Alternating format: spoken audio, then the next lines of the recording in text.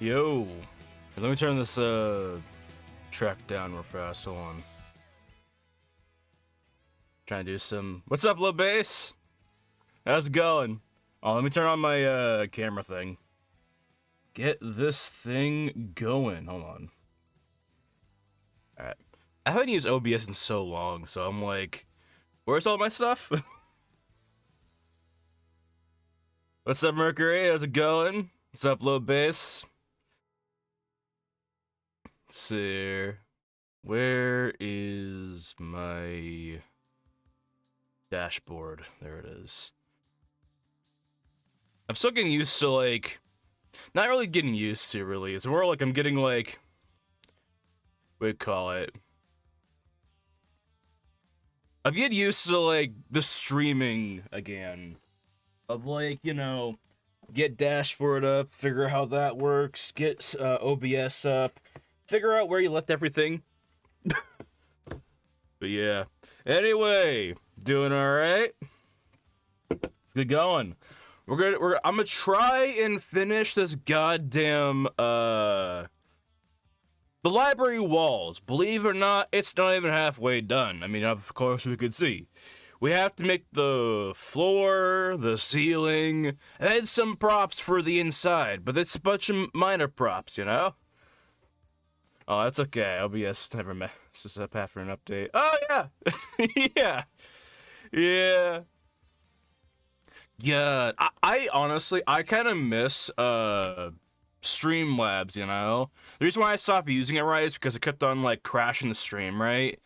And because I think Streamlabs was connected to, like, YouTube, right, it would just constantly, like, whenever it would, like, turn off and on, right, it would just upload, like, oh, yeah. No. It would just constantly upload, like, VOD after VOD after VOD. Just, like, 10 seconds, 2 seconds, 5 seconds. I'm like... YouTube, the algorithm on my channel probably thought, what the hell is happening over here, you know? I remember we had, like, a good 30-some thousand views in 1 month, right? And mostly because I uploaded every day. But I think partly that that put a fucking wrench through it, right? That threw a wrench into that whole mechanism. Like, well, alright. YouTube is funny. Let's see here. But yeah. Let's see. Alright. So by the way, Lil Bass and Mercury, I know you know. We are switching gears from working on a video game to working on animation, something that I feel like we could accomplish a lot more better with higher quality than the game right now. I don't feel confident in the game. That's the deal.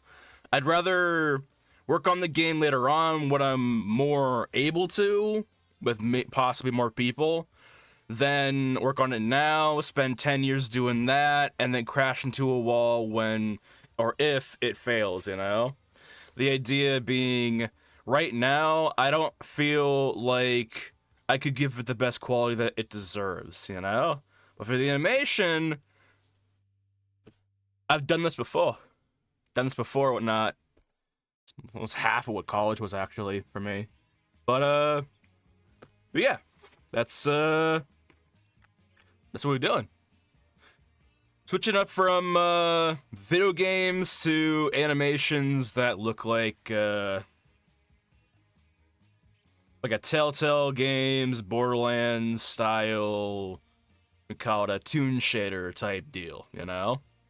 But yeah, let me see here. Is the lights too, that light's too bright? I can, like, my tab looks like a goddamn legendary item from a video game. Hold on, let me oh, that's worse. Alright. Sweet! Alright. I think what I'm about to get a better camera for the POV stuff, you know? But for now, it is literally just a I'm not gonna be I'm gonna be fully front with this, alright? The face camera, it's not really a GoPro, it's like the main webcam. I just have like a headband on. Like, we call it. Which I could show. Like, basically the way it's working right is like, we call it. There is a hook on the end of the webcam, right? So I have that hooked up to the headband. I wish it easy for me to use my GoPro as a webcam. The camera is good, but the GoPro software sucks. Yeah. A lot of camera softwares, right? I mean, at least the ones that I've used. Like, they're all kind of... They're weird, you know? Like, I used a, what's it called? A camera that I have. I haven't used that in a while. We call it a Cameron or something. I don't know. Like, I tried using the software that the camera came with, right? And I wanted to use that camera as a webcam for streaming, right? And apparently, I think there was like a subscription to access that feature. Not to mention the software itself was kind of weird. Like with this right here, which is an E-Meet camera, it's a pretty reasonable, I guess, software. I don't know. You can get more out of these cameras, right? Through like video editing or Photoshop or just the video filter settings through fucking OBS. With the actual software for the camera, it's like, it's good, it'll get you what you want, but nothing too special, you know? But in art, you know, we know that, like, sometimes in order to get what you want, you need to learn, you need to, like, be able to take the journey, you know? Go through several softwares, which is kind of it's kind of bullshit in the long run, you know, because, you know, efficiency wise, fucking. But ultimately, I wish you could just do it all in like one program, you know? That would be everything.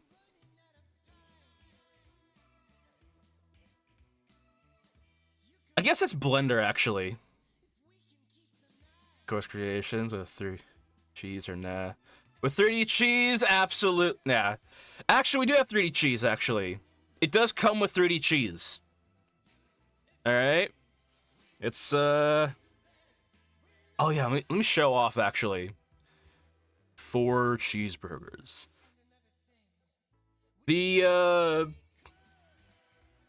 So, for most of our models, right, that we did beforehand, with, the game we're working on, right? We're talking 3D bot. Nah. We're talking 3D modeling whatnot, I guess. But what do you call it? All the models that we had before, right? Those aren't gone. I want to make that kind of clear. Or 30-bit. How was it? Yeah. BLT. Ooh. God.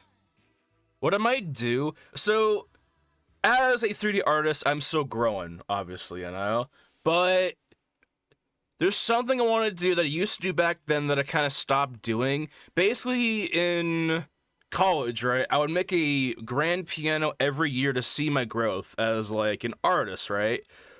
What if every year we make a sandwich, all right? The community decides or votes, maybe in Discord or whatever, what sandwich we make, you know? Whether it's like Philly cheesesteak, BLT, triple stacker, the bypass burger from Heart Attack Grill, I think. That would be awesome. I would love that. I also recommend that for any artist too, you know? Like, make it a choose your own kind of adventure style sandwich. Ooh. Yeah. Alright, hold on. God. 3D grilled cheese with tomato. Honestly, I don't know if I have a non-favorite sandwich, honestly, you know? Like, of course, okay, my opinion, right, the bread has to be right, okay? Like, what do you call it?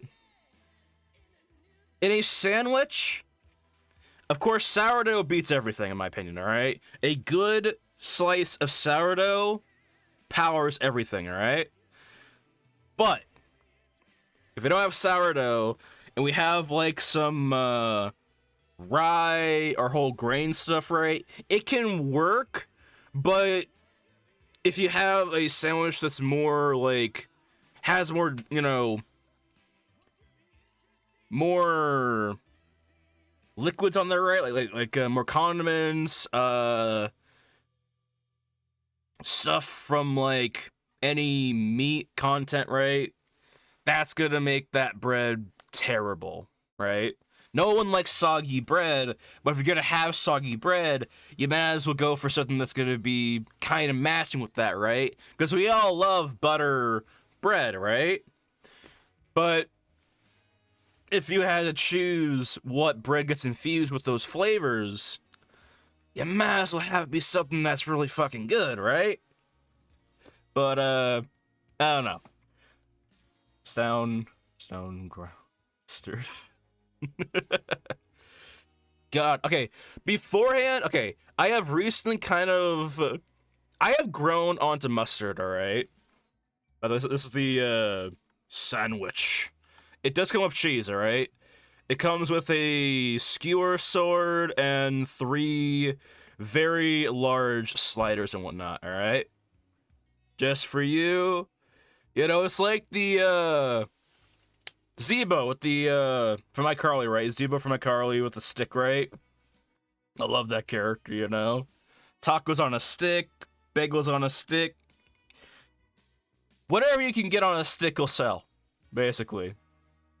But yeah.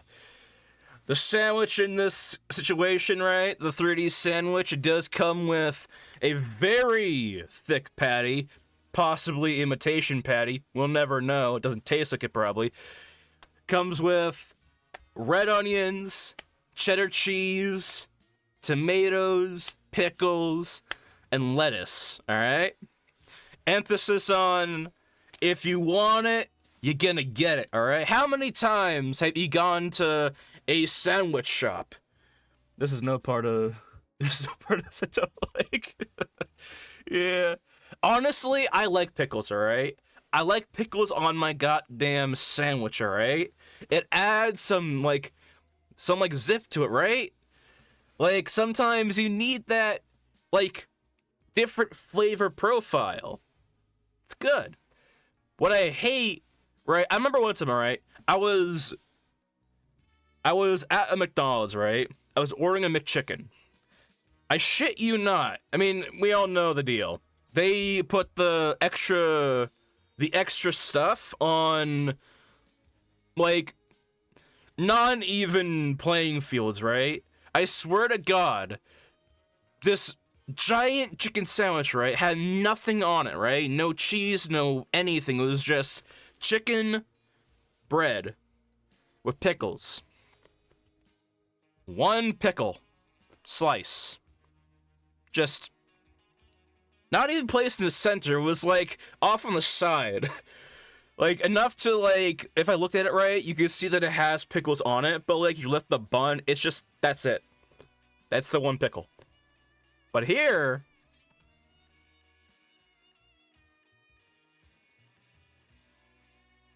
I make sure the pickles, this is pickle cam, alright?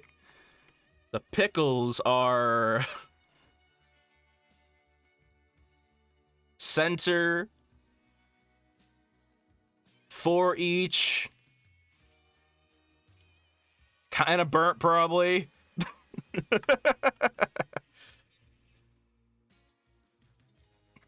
We call it, but yeah. Yeah, when making a sandwich, as I'm making dinner, breakfast, ooh. God. Not gonna lie, right? Dinner, breakfast is amazing, right? I know some people have like a breakfast style meal for dinner, right? But dinner breakfast, like, man, God, it's so fucking good. I'm okay. So wait, call it so I've been on. I mean, despite all this, right? I occasionally I do have a sandwich, right? Like kind of like a cheat sandwich from a the current diet I'm on, right? I have gone pescatarian, all right, but occasion I guess fake pescatarian because I kind of like every month or so I like just crack and buy a chicken sandwich or something like that, right? But I'm on a pescatarian diet, right? I love waking up and just, cooking some yellowfin, right? Some tuna, some goddamn not like the canned tuna, right? The block of meat, Some of that, some spinach, some goddamn pico de gallo stuff, right? With some lime. Amazing. Better if if I have some like sourdough buns, right, so I can like make a sandwich out of it. It's so good. All right, I have beforehand, right, I was not a big fan of like a filet sandwich, right, but after I made some of my own, oh my god. I know they probably don't use the goddamn the tuna in like the fish fillets at McDonald's, right? I never had one. I'm pretty sure I've heard that they're bad now, or they're not as great as they were before. But not gonna lie, it's kind of growing on me. Right. But yeah, God, you want to know how insanely in depth I got when it came to going on my pescatarian diet, right? Like, I remember one time, right? I want to try it out.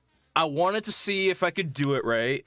So I ordered like a pound of tuna. You just like pan fry and whatnot. You add all your fixins, right? Butter, your seasonings, all that stuff, right? It's like cooking a steak, And I swear to God, I'm not sure if I was like, insanely malnutritioned or whatever. But after I ate that fish, I felt like not like we call it I felt better about myself. Not in the case like, oh man, I ate a salad. I ate a salad, right? Awesome. It was like I felt more awake. I'm like I felt more energized.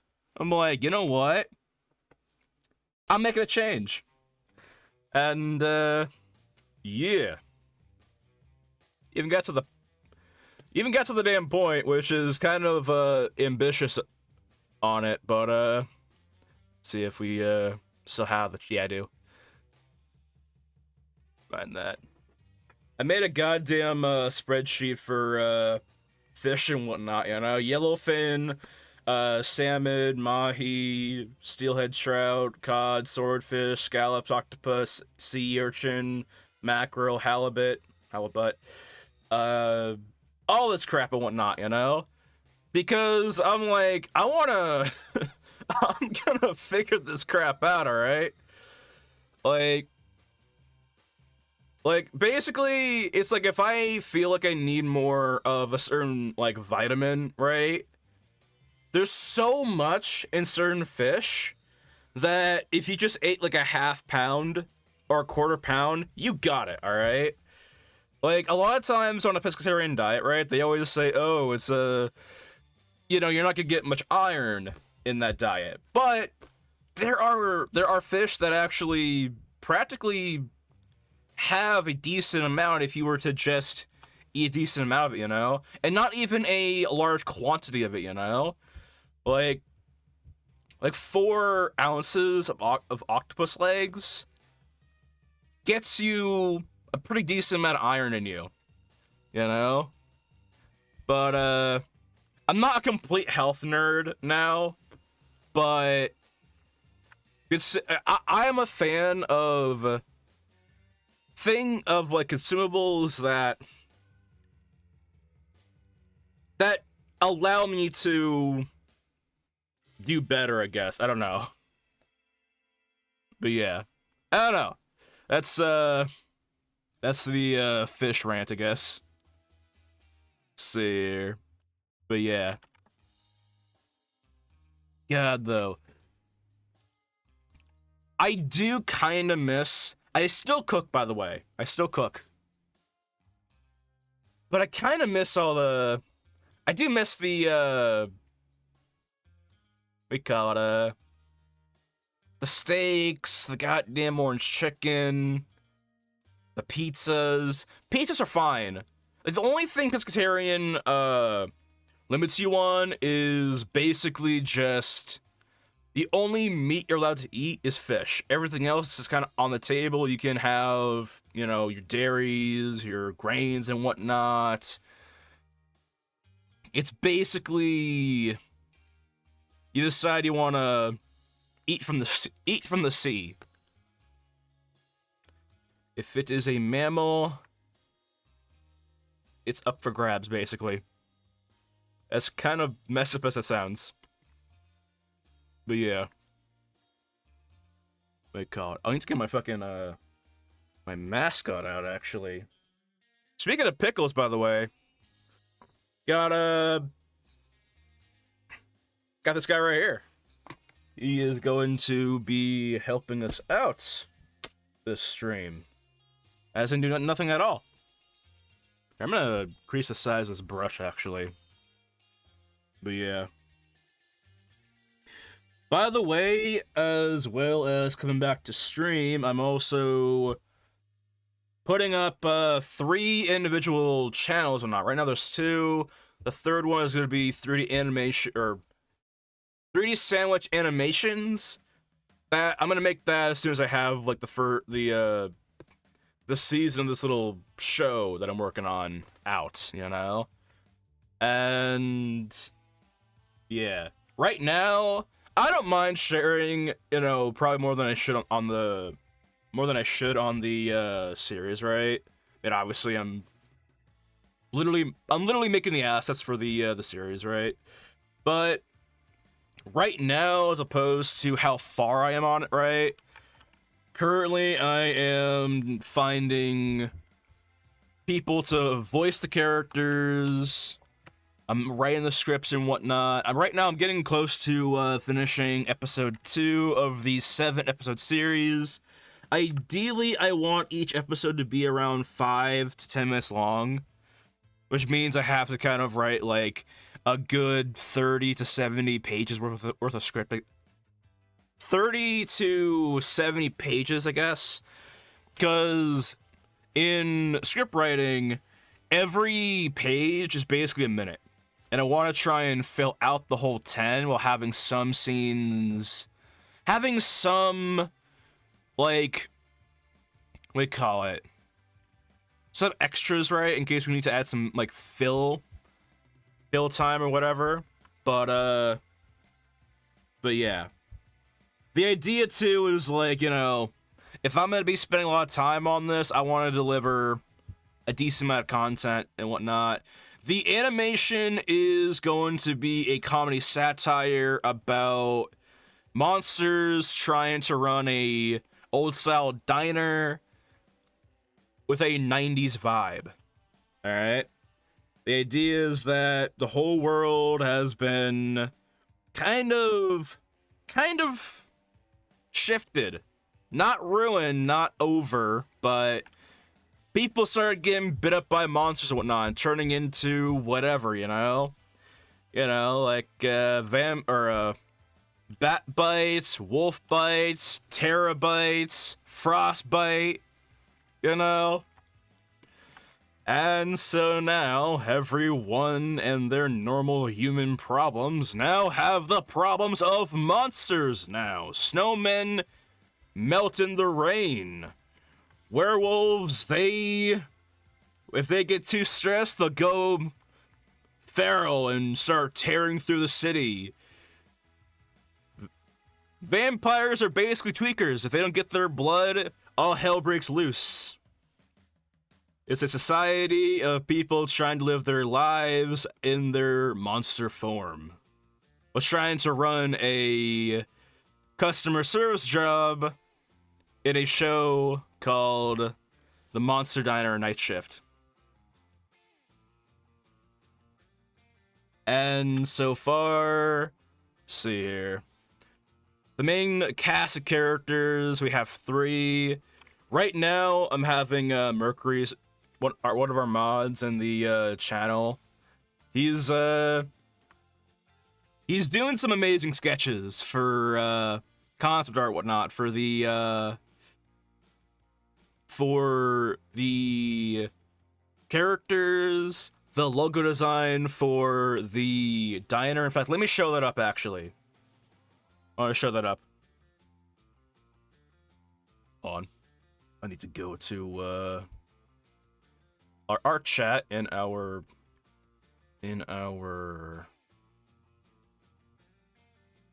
thing.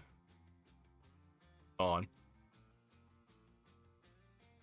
I kind of all y'all can probably just see. Let's see here. Let me show you all what we got. So this is the this is the sketch that Mercury made for the Monster Diner logo. Here is a line weight version, the colored version, final version. And we have the costumes and whatnot for the characters all sketched out. And yeah. Thanks to Mercury, we're gonna be able to start the characters a lot sooner than I thought, which I'm happy about, you know? I wanted to, for this series, right, or project, I suppose, I want to, make sure we have everything ready before we start doing some of the, defining aspects, you know? That being, like, you know, figuring out what the diner will look like, you know? Color schemes, characters, all that stuff, right? But yeah. The plan, again, is to, create this 7-episode series. And see how it goes on YouTube. I think it should be pretty fun. That's what we're working on. And no coding involved, so that's pretty much the only reason why I feel like this will be a lot easier than the game. Because you could have a good idea for a game, a good, amazing art, you can have all the checks checked off. But, when it comes to coding for a game, that probably takes longer, ideally, than the art process. Unless you're, like, crazy fast at it, right? But I'm not. You know? That's why I say in the future, once I have more experience in that, or we have more people on the team to produce such a tall order for a game, or at least a game with substance. That is when we'll take that off the back burner and start grinding it out, you know? I don't want to... So, I feel like, what do you call it? I don't want to have this game that I want to make be scooped up and put in the bin with, like, other indie games, right? There's a lot of indie games, even AAA games, where, you know, they work on the game for goddamn 10 years, right? and the game probably has a lifetime of like a couple years to literally a day. You know, sometimes these games they come out, they're out for 3 days, and it's just done. Let me all right.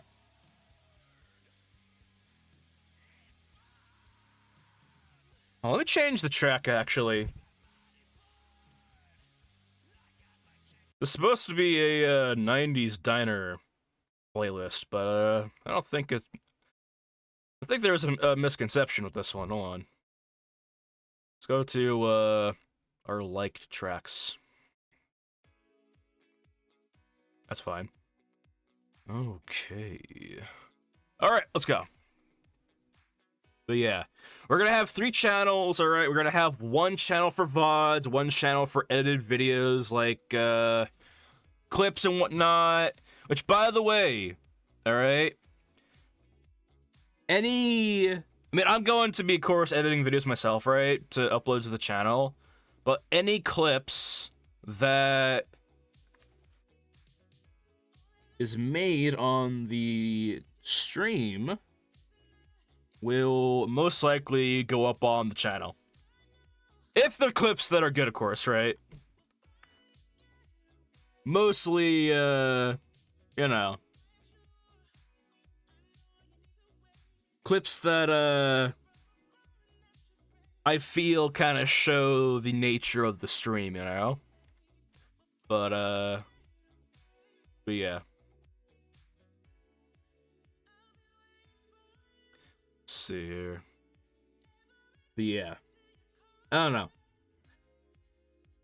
Also, too, for anyone new coming in, new who has been here back when I used to stream from August and after.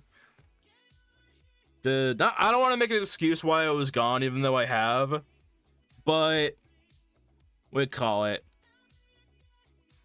My plan is to keep it consistent, doing Friday, Saturday, and Sunday streams, alright? I feel like what really got out of hand was, I started doing a lot of ambitious streams, right? Like, here's the thing, right? If I'm gonna do, if I'm gonna go ahead and do, like 5 days of, streaming, right? Those streams should probably just do what you can when you can. Exactly. Like, Friday, Saturday, and Sunday, I'm fine with, right? What the problem was, I was doing like 5 streams, right? And each one would be like close to like 5 to 8 hours long, right? That's a big no. All right. If I'm gonna do 5 streams a week, they're gonna be less. Well, there's gonna be less runtime on that, right? Just so I don't burn myself out. But if I do 3 streams, I did that for a whole year. All right, I did 3 streams or 3 streams a week for a whole year, on about 3 hours or so, sometimes 4, and I was able to keep that up for almost a whole year. So as I go up to 5, and I start going for 8 hours, right? I just plummeted in like streamer energy, you know. And but yeah, I'm definitely gonna do that low base, you know, stream when I can, you know. And what I'm gonna do, right, is try and manage it, right? Because I need to work on this project on stream and off stream, right? For on stream, more relaxed, right? Off stream, probably gonna be in like heavy ass work mode, you know. And that means flipping on JT music, just grinding out all these models, you know. Because I have a character I have to rig, you know. It's that guy over there, in the corner over there. I have to rig him, right? And I decided to be ambitious and make sure that I can animate his hair, you know, the hair pieces in front of his face, right? Because it's going to be for an animation, and I feel like to take it to go from games to animation, right, there needs to be a quality buff in animation, right? And I want to do that, you know? Animate the hair, or else I think it'll just look weird, you know?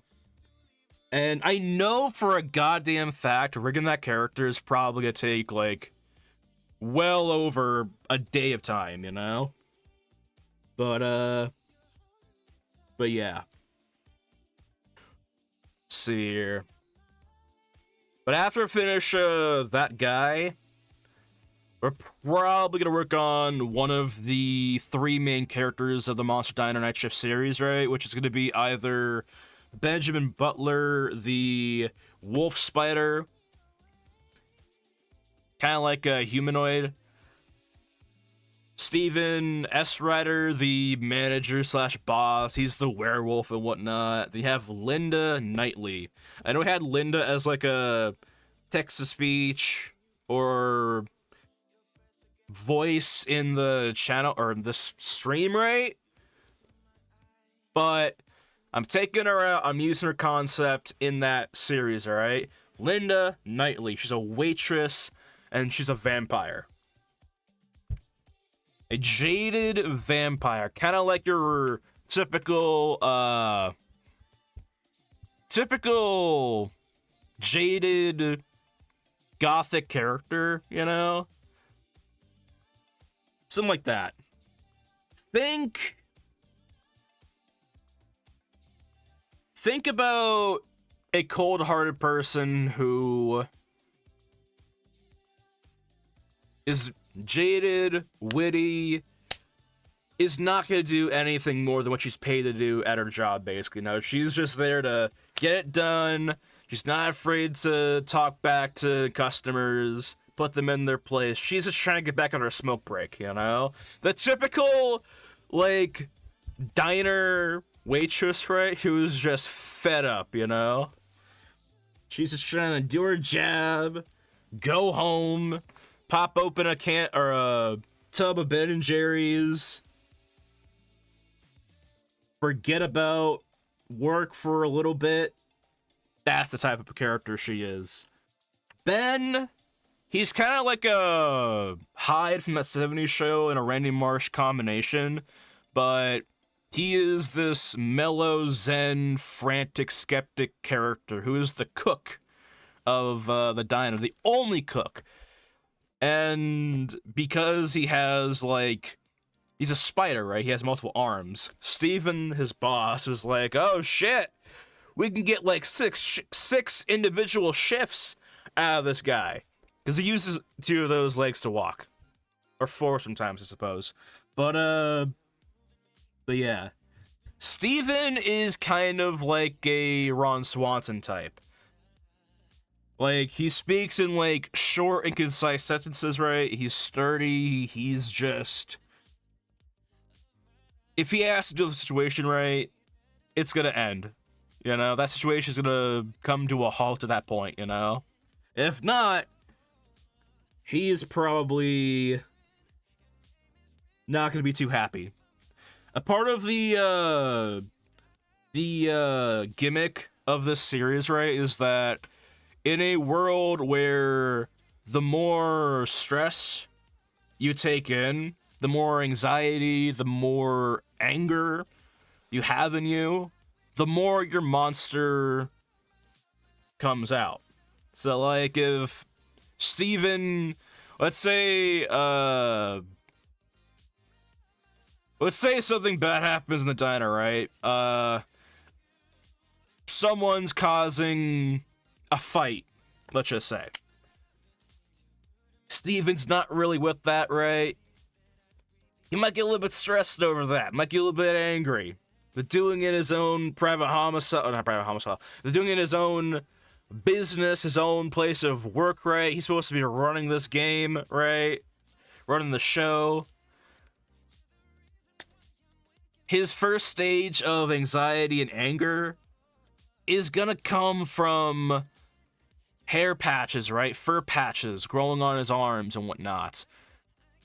Every stage of his temper losing puts him more towards becoming that feral werewolf.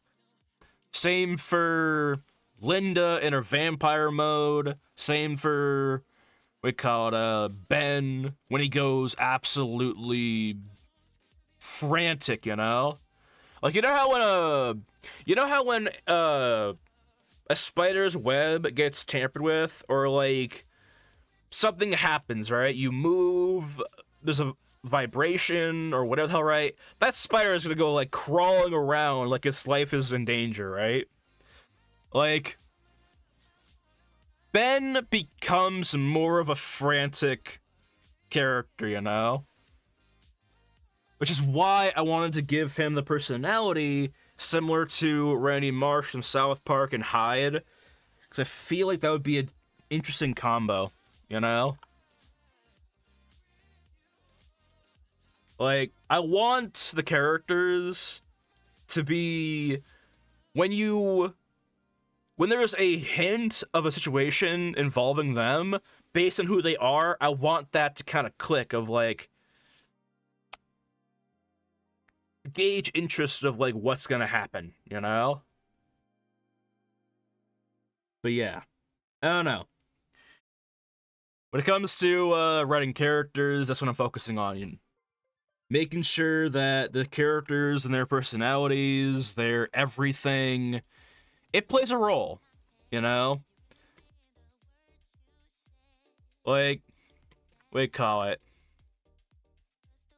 I feel like that's the most important part about writing character too. For anything, games, animation, whatever, you know?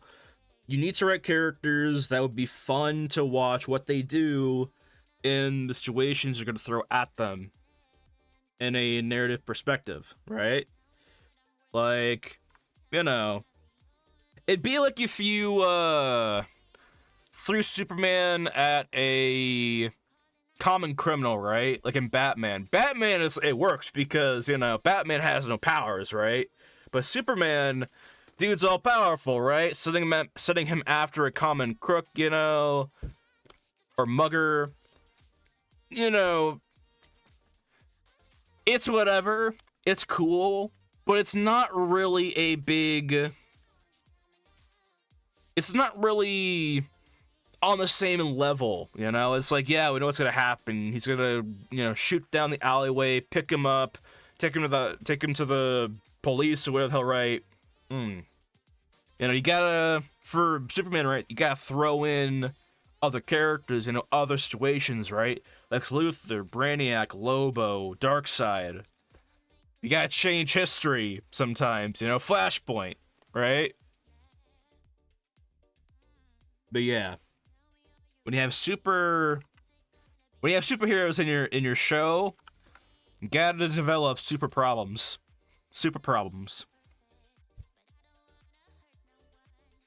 Right? But yeah. Not to say that I'm like, oh, I'm a expert level writer or whatever. But like trying to you know, study up on this stuff. I've been reading we call it looking into movie scripts, most notably from like Zombieland and others were not, Forrest Gump, all types of scripts in different genres, you know? Because you know, if I'm gonna work on something for a long time, I want to make sure that I can actually get it done reasonably well, you know? Which I feel like, you know, it's a obvious statement, but like, they call it the journey to understanding script writing and what makes a good script write, what makes a good direction when it comes to comedy or whatever the hell, right? Like the classic the rule of three rule. The rule of three rule being kind of like a domino effect to something subjectively funny, you know? Or a comedy bite, in a way. Like, McCall, what's a good example in a movie? Like, the three-step rule, there's the three-step rule, rule of three, I suppose. Then there's the button, alright? The button, it basically, whether it's for comedy or not, the button shifts the focus. It changes the scene.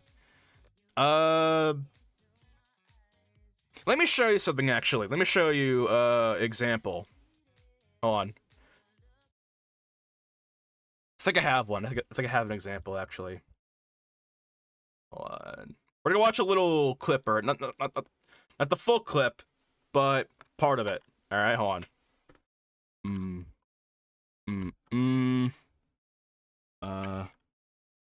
Let's see here.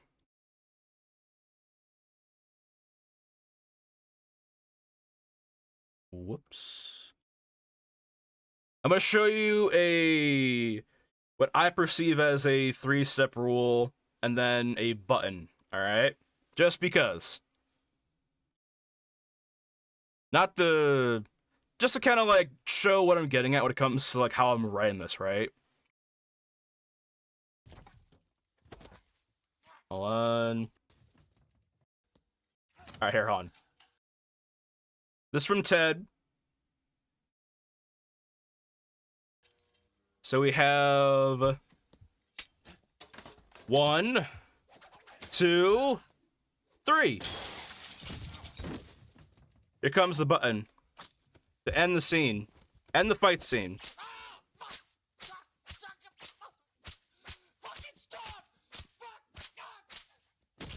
Here comes the button.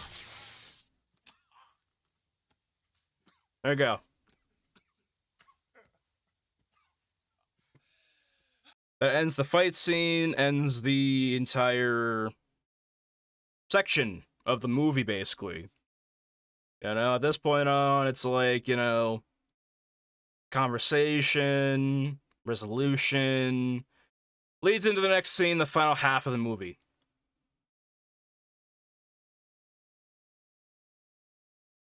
There you go. Example, of that. It may not be that in that movie, right? But to me, that's what I take from that, you know? It's like, we call it the rule of three, the button, and there's others that I'm still trying to, like, learn about and whatnot. But, trying to master those two when it comes to writing. But yeah. Domino effect. Someone does something, or something that leads to the final step happens, you know? The rule of three is, it all needs to happen simultaneously. It can't happen in parts. It needs to happen kind of within the same short moment of time, you know? The faster it goes, the more comedic it can be, unless it's like, you know, unless it's something drawn out from the entire scene, I believe. I don't know. I've seen some of it too in, like, Beverly's Ninja Warrior, I think. If anyone has ever watched that film before, it's an old film. Alright. Beverly's Ninja or something. Like, I've seen it there too. And mostly in the end scene. Or in the final act. But yeah. It's also a lot of that in, like, Home Alone too, you know? It's like, remember when in Home Alone, right, with Harry and Marv, they're, like, walking up the stairs, right? I think in Home Alone 2, I think. It's like, they are like, oh man, it's the paint can trick again. Let's not fall for this one. It's like, Harry goes first, Marv goes first, And boom, here comes the goddamn giant metal beam, you know? And then an extra effect. Kevin cuts the line and we call it it comes tumbling down the stairs, right? It's like rule of 3. It's interesting, you know? And I realized too, you know, I mean, it's not really a surprise, of course, right? But like at every form of media, right? The more I look into it, right? The more I end up kind of like ruining the whole thing for myself, you know? It's like when I got into you know, game design and college, right? 3D modeling. It was like, call it all the fancy tricks and gimmicks people do to like, you know, make models look the best it can, right? It really has you look back at games or look into games, right? And just kind of pause, like look at all the goddamn tomfoolery that they're doing, right? And it's you know, innocent tomfoolery. None of it is bad, of course, but it's like, what do you call it? Take any game, okay, that has vegetation or whatever the hell, right? And find a leaf. I bet you that the design on the top of the leaf is the same as on the bottom of the leaf, all right? But, of course, right, no one would check that because who the hell would, in the right mind, be examining leaves, right? And the reason why I say that is because a lot of times I feel like, you know, people can stress out about this type of stuff, right? When they're making it, right? I feel like it's also something that like a lot of people do early on, right? They think they have to make everything or they have to like crack the code on everything, right? But even in like Pixar animation, right? Oh, let me pull this example up again. Hold on. Pixar animation different angles. It's like in every professional media or whatever the hell, right? Like, whoops, that's my alarm clock. In every professional media, right, there's always like a exception, basically, you know? Like, the only thing that matters in games is the player's immersion, alright? As long as you keep that intact, you're fine, alright? In animation, all that matters is the shots you take, you know? The shots you take. Doesn't matter what's behind the shot, right? And you know, it's like the same for photography, you know? It's like, we call it, when you take a shot or take a photograph of something, right? There is that level of lighting that you would like to have, right? A lot of photos, right? They're edited and whatnot, and for good reason, you know? Like, it's to capture what someone is visualizing, right? Like, a lot of times in, when people post food pics, right? On, like, Twitch, or Twitch, on, like, Instagram, right? Or whatever the hell. A lot of times, they're using, like, fancy, like, lighting techniques, right? And it makes sense, right? You want to make, whatever the hell it is stand out and be more appealing, you know? It's, there's a lot of things that, you know, instead of trying to get it perfect right, it's like, what do you call it? Instead of trying to do the specific thing, right? There are other ways to do it, you know? I feel like sometimes, right, people kind of also look at it and say, you know, they don't want to, you know, be cheap in quality, you know, but or they don't want to we call it. They don't want to be lazy, you know? Thing is, right, in the end, the only thing that matters is the quality someone is going to have, or the quality of the thing, and does it capture what you're trying to tell, you know? If you're taking a photograph of a flower or anything, right? Like if you're taking a picture of a flower, right, you're probably trying to capture, you know, the feel, the color, the, you know, some feeling in the photograph. If you're taking a photograph of any animal, you're trying to usually capture the fucking animal, right? Animal, spider, insect, right? It's like, you know, that's the main shot, right? You want to capture it in all of its glory. And call it but yeah. You want to capture it in all of its glory. You want to call it kind of pay homage to it, you know? Like we call it it's like when a model takes or goes to get, you know, photos done, right? A model as in like a person, like, you know, they're going to use the best they can to edit those photos to look the best the photos can possibly look, you know?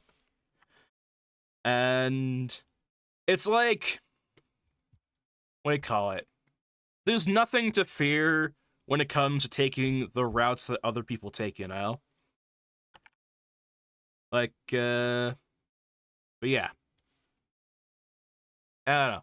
All I'm trying to say is, what do you call it? There is an understanding after you get into the art, you know? Just like, film, photography, anything, right? That there are some things that are just kind of put under the rug, right? Like like a lot of times too. Oh, am I doing this right? Yeah, I am. Like a lot of times in games, right? If you have like a character go off screen somewhere, right? We call it go off screen somewhere, or if you have a change in main character clothing or whatever the hell, right? Instead of that character kind of like or having a what do you call it? A lot of times they'll just like have a model somewhere else in the world, right? Or just like spawn it in, right? Like what do you call it? Imagine we have an animation where, or a cutscene where someone goes off to do something behind a door, right? Or off screen, just in general. That character who walked off screen, that's the end of their animation or anything they're probably doing until they return, you know? As in if we were to probably like take the camera and like turn it towards them, the next action they do is probably going to be a T-pose. You know? Remember too, you know, a lot of my we call it a lot of teachers and mentors that I had would tell me that if you're going to spend time on something, you know? If you're going to make something, the only thing that matters is what is shown. And there's going to be a lot of things that will not be shown, you know? But yeah. Let's see here. Go and do this, though. But yeah.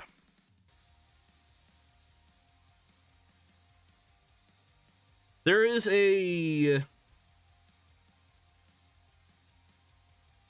So when it comes to the process of making this animation and whatnot, and preparing the scripts and all that crap, right? That... Once I finish the 7 episodes, right? Have all those written up and all that stuff, that's when we'll start working on the main setting for the animation. Because I don't want to work on the diner, right? Work on the layout. Then I get to the end of the script writing, right? And I kind of lock myself in a position where we have to use whatever the hell we're making, right? It's kind of why I'm making a library room for like a house now. Because I know this for sure is going to be used, you know? But yeah. That's kind of why, you know, like, the show is called Monster Diner, but right now I'm not working on a diner. So, yeah. I don't know. Trying to tackle this like an actual, like, production, you know? Kind of is. It's a passion project. But yeah.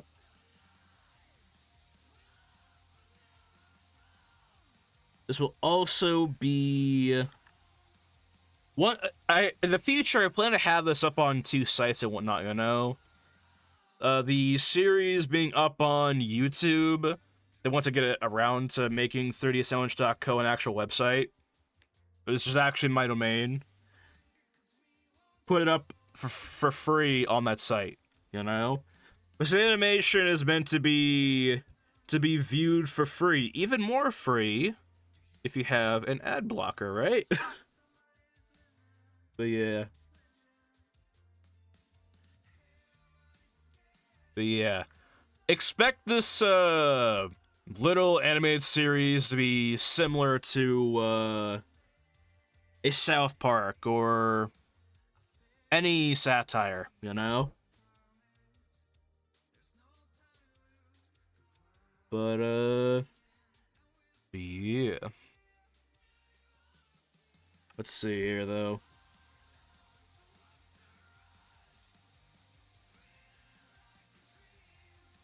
Let's see. Let me, do this. But yeah. Let me call it. And this stream, I am gonna... It's kind of funny, actually, you know? It's like... We call it. I have to, like... I'm gonna have to try my hardest to actually cut myself off at, about 6:30, you know? I had plans to only have these streams be, like, like 3 hours, maybe 3 hours and 30 minutes long, right? But, God. I don't want to stick by that rule too heavily, but... God. I know if I don't, I know myself well enough, you know? I am addicted to streaming longer, you know? You know, it's like, you don't want the party to end type deal. It's pretty much how I feel about it, you know? As soon as we get things popping in here, you know, chats flying, having, you know, conversations, deep conversations and all that stuff, right? It's like, you don't want it to end, you know? You wanna stay here.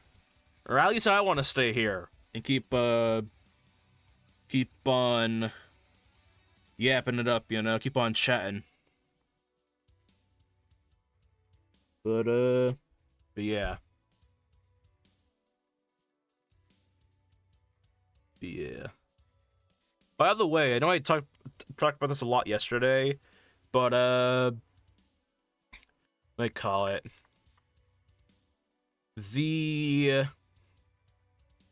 What was it?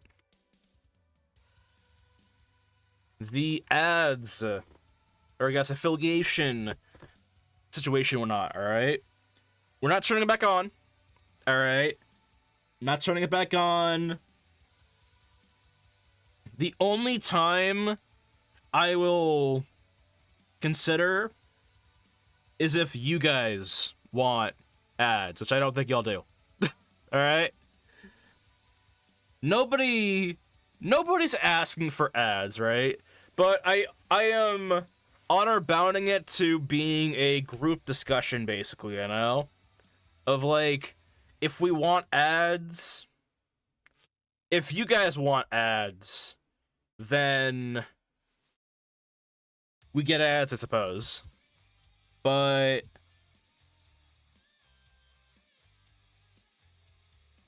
my vote on that is excluded. It's all on people who watch, alright? My vote doesn't count.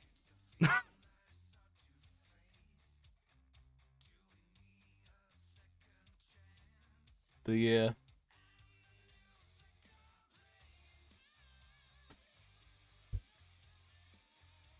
Call it a...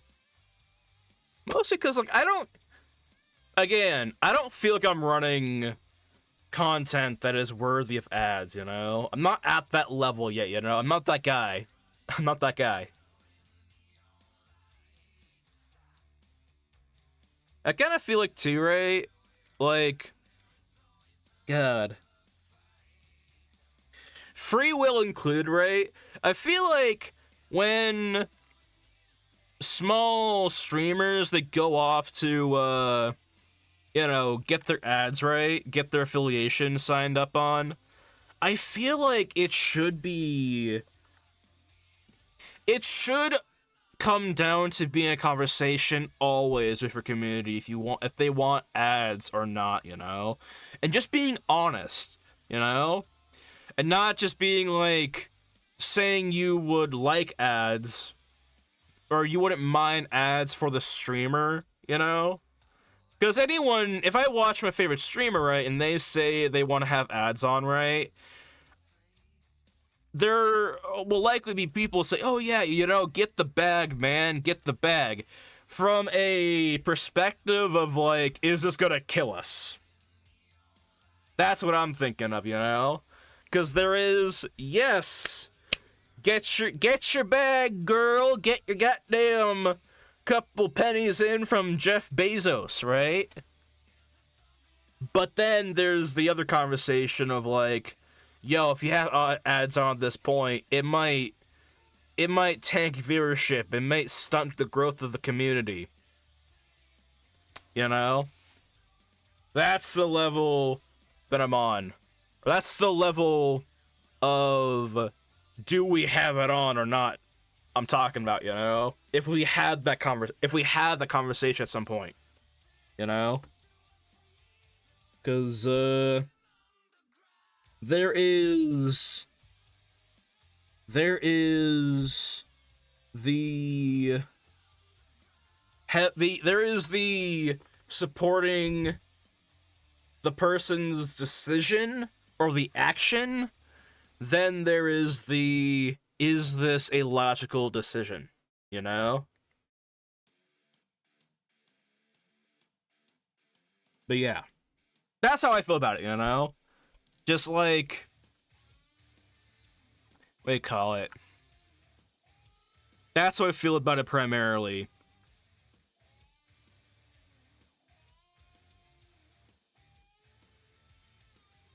Welcome to the Oh, thank you for the David Ween. Thank you. Welcome to the stream. Hope you're having a good time. If you have any questions about the art or whatever the hell we're doing, let me know. But yeah. Anyway, what I was saying too was when it comes to, you know, ads, right? I hated ads, alright? Like, I'm an art stream, alright? I'm not running SpongeBob. Like, whenever ads would play, right, it would, like, kind of... It would be kind of annoying from, like, my perspective, right? Because I would always have, you know, dashboard on, or, like, I'd have, like, an actual, like, the actual streaming page, like, what y'all would see under the monitor, right? And I would be able to tell or see that I'd be working on some art, right? Ads play, ads go off, boom, we're on to another portion of the art project, you know? I just, like, what the fuck just happened, right? Or I'd be talking, right? I'd be sharing a story, or I'd be talking about some topic, right? People are invested, people are entertaining it, right? We're having a goddamn debate, right? All of a sudden, an ad comes in and cuts us off. I hated that, you know? I like talking with my chat. If anyone wants to talk about anything, you know, yo, that's the reason why we're here, you know? Ads were like, ads was like, hey, shut the fuck up. Here's Terry Crews with an Old Spice commercial. You know? Or you get a guy who throws a plate at a tree and says, you're not a dish, right? Like, I wish... Now, I don't like ads altogether, honestly, you know? Like, if I was Lakota, I don't like ads altogether, right? Because it just makes for not only a very weakened stream, but it also makes it for a very complicated addition to the streamer themselves, you know? In my opinion, at the very least, you know? It's like, nobody likes it, you know? But yeah, that's just how I feel on that.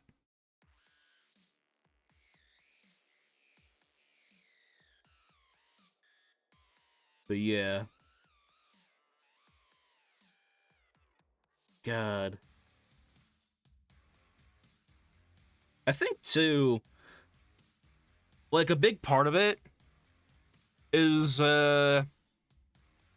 Twitch is... I think Twitch is desperate.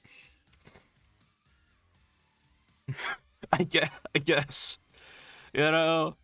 Like, a lot of people are moving from Twitch to Kick. Or just YouTube, and just YouTube plain, you know? Because, you know, on fucking other platforms, I think there's less issues when it comes to, like, advertisements and whatnot, you know? I'm not sure how Kick is entirely, but I know that apparently people are calling that a better place to stream, but I don't know. I have to do more research on Kick before I even decide to go over there again, you know? I gotta do more research. So yeah. It'd be different too if, like...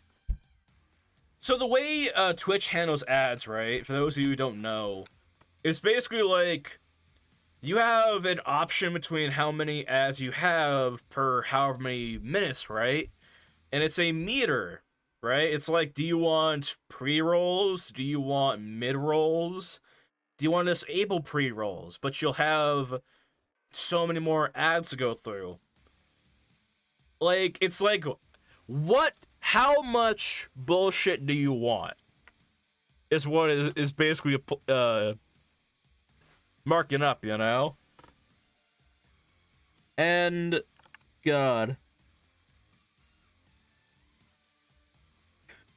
It's like we'll get rid of pre-rolls, but we'll have to play 30. We'll have to play about a minute and a half of ads every 30 minutes, or you can have pre-rolls, but we'll play an ad every hour. Which, honestly, the ads every hour deal, it wouldn't be bad if they had no pre-rolls with that, you know? Pre-rolls suck ass. No one likes watching an ad before they watch the main content. Nobody does. You know? Like, Christ. The average, time you have to catch someone's attention is 7 seconds. According to a teacher who once told that to me in college or whatever the hell. Finance teacher, whatever. I'm pretty sure it's probably similar now, though. But the average attention span you have, or people have when watching content, is less than 10 seconds. And Twitch wants to throw a 30 to 90 second ad in their face? No. Absolutely not. That is just bad. A bad business strategy, in my opinion. You know? Like, it's terrible.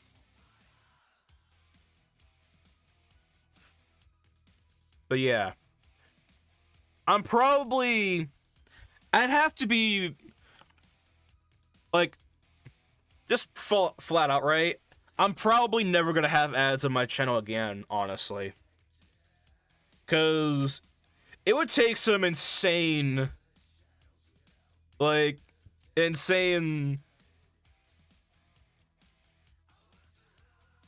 not sure what would even convince me, honestly.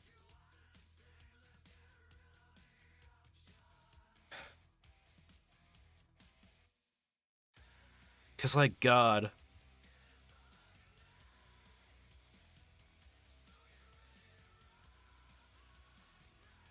I don't know. It's on par with the idea that you don't want your show, your channel, your community having to suffer for a few pennies, right? Like, and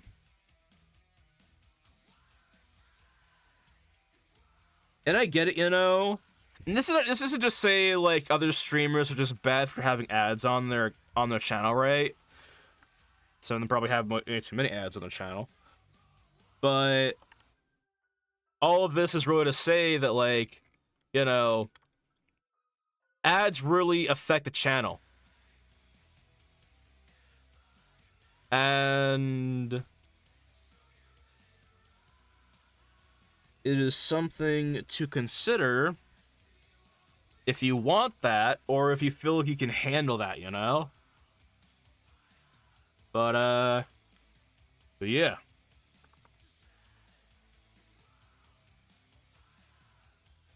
The only thing that sucks, which I've heard that it's even worse, path to becoming a partner on Twitch, right?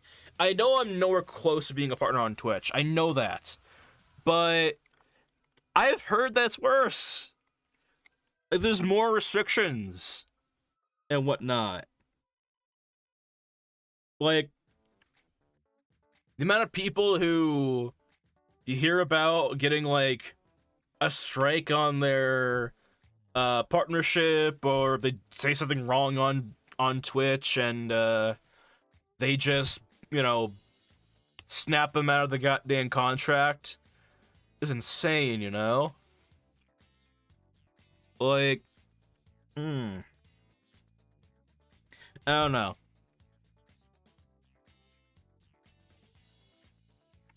It's interesting to me. All of this is interesting to me. The way Twitch works, you know?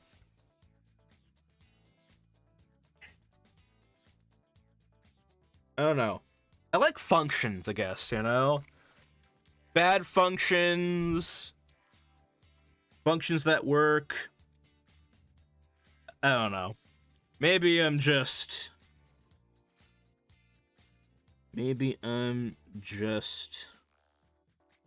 losing my fucking mind. Hold on. Nah, it's almost done. I'm getting to that point in my art projects, right, where it's like, I've been doing something for so long, I'm like, am I almost done? Should I have been done by now? It's like, yeah, no, this is the end of, with this color, this layer, I suppose. But yeah, let's see here. Then we must add... We will add the... Actually, I'm gonna get rid of this. We'll add the additional color. To kind of explain how my art process here, right?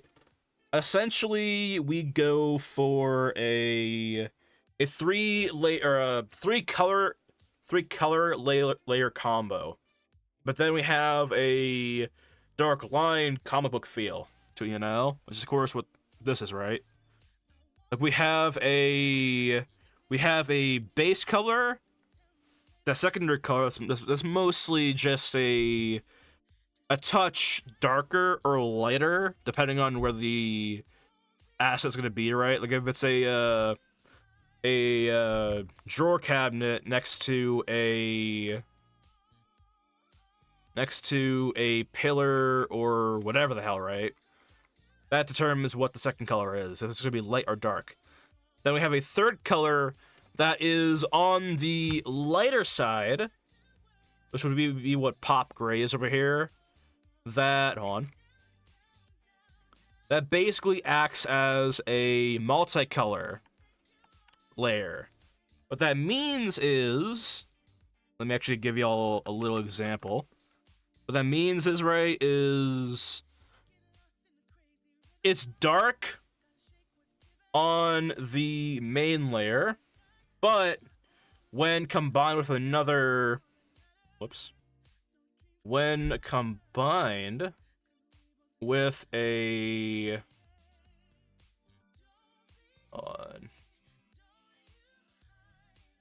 with another color, right, it creates two colors on both sides. All right? Goes from a light, dark, then a darker color. This is how we, or I at least, this is how I kind of create, let's see here, these darkened comic book lines or not, you know? It's a lot of work, you know, it's a long process, of course, but as opposed to the level of design, it kind of issues out, right? I say that it's kind of worth it, you know? It's worth it when everything kind of comes together, right? And everything matches, right? That's what makes it kind of interesting to me, you know? Let's see here. Then we have the cool gray. There you go. This combo here can allow us to add some definition, or if we so please, give us a pretty solid, like, layer of color, you know? Going from dark, medium dark to light to whatever the base color is, right? The undercolor of everything, you know?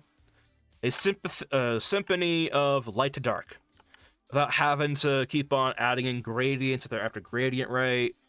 Sometimes a gradient fill can look weird, right? This is how you make it look natural. The idea is, like, for a comic book level look, everything needs to look like I had anorexic, I guess. Anorexia, some shit, I guess. You know?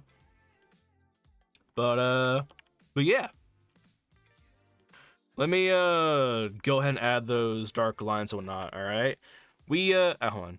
Let me get the pop gray down. All right. Do it easy. All it is just a drag of the line. A drag of the line. I'm gonna put this on distance. Turn down the spacing. Go with here with that. Make sure this is more defined, and we're good. We good. All right. Now I'm gonna go ahead and cut this in half. All right, or relatively in half. And I am going to drag this across. All right. The detail that I call this, right, that kind of refer this as, is like the kind of detail that when it looks miniature, right, it looks small, but once it's all done and all laid out, all those tiny jigsaw puzzles creates one giant picture, you know? It's like a puzzle or whatever, you know? In the beginning, it doesn't look like much, but the more you dig into it, right, the more it ends up becoming something more readable. But yeah. Go ahead and use the power of perspective. Let's see here. But yeah. If y'all couldn't tell, I am a big fan of like the Borderlands level art style. And Telltale, you know? Or The Walking Dead, I suppose. The Walking Dead level style graphics and whatnot. I think it just looks neat, you know? Whether or not it looks like outdated or whatnot, I think it looks kind of cool. I know these days, right, we have like advanced level graphics or not, right? But I like the stylized stuff, you know? It's cool.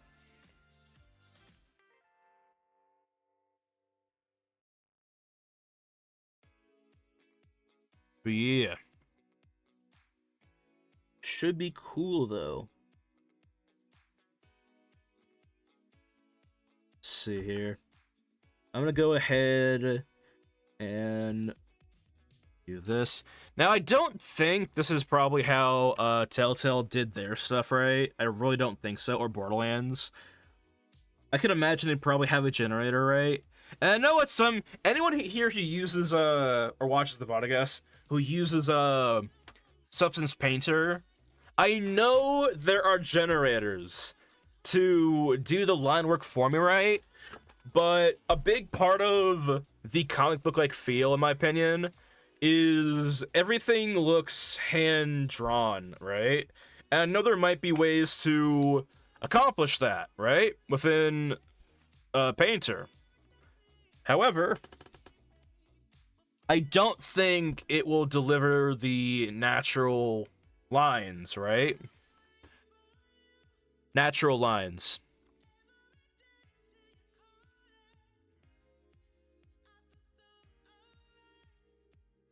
Not to mention, too, this will sound very weird when I say this. This isn't the final version of any of this, all right?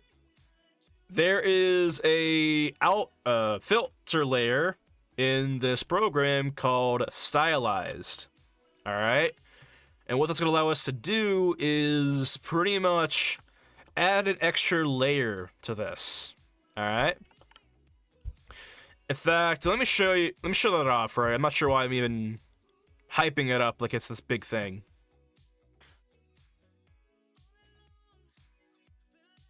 Oh, make sure I Yeah.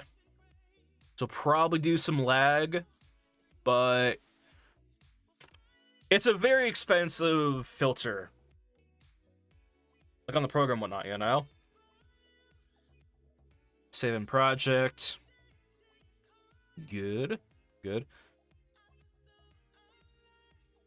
Alright. It's gotta do some interesting stuff when it comes to that. Hello, what are you working on? What's up, Fox Creative Gaming? How's it going? Working on a little animation. Well, animated series, I should say. Basically, I'm working on a library, and I'm trying to get the comic book line work done, you know? But right now, I'm saving it. Also trying to show off the stylization filter within Substance Painter. It's not new. I think it's not new, but it can really enhance the base color you have on your models and whatnot, you know? Or your textures, I mean. But yeah.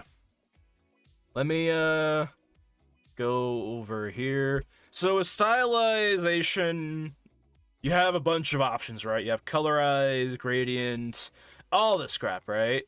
And the main problem, that's not really a problem, it's more like just my computer being weird, but the main problem is that it takes a lot of computing power, right? So it slows down the program a lot when you're like, when you have it on, right?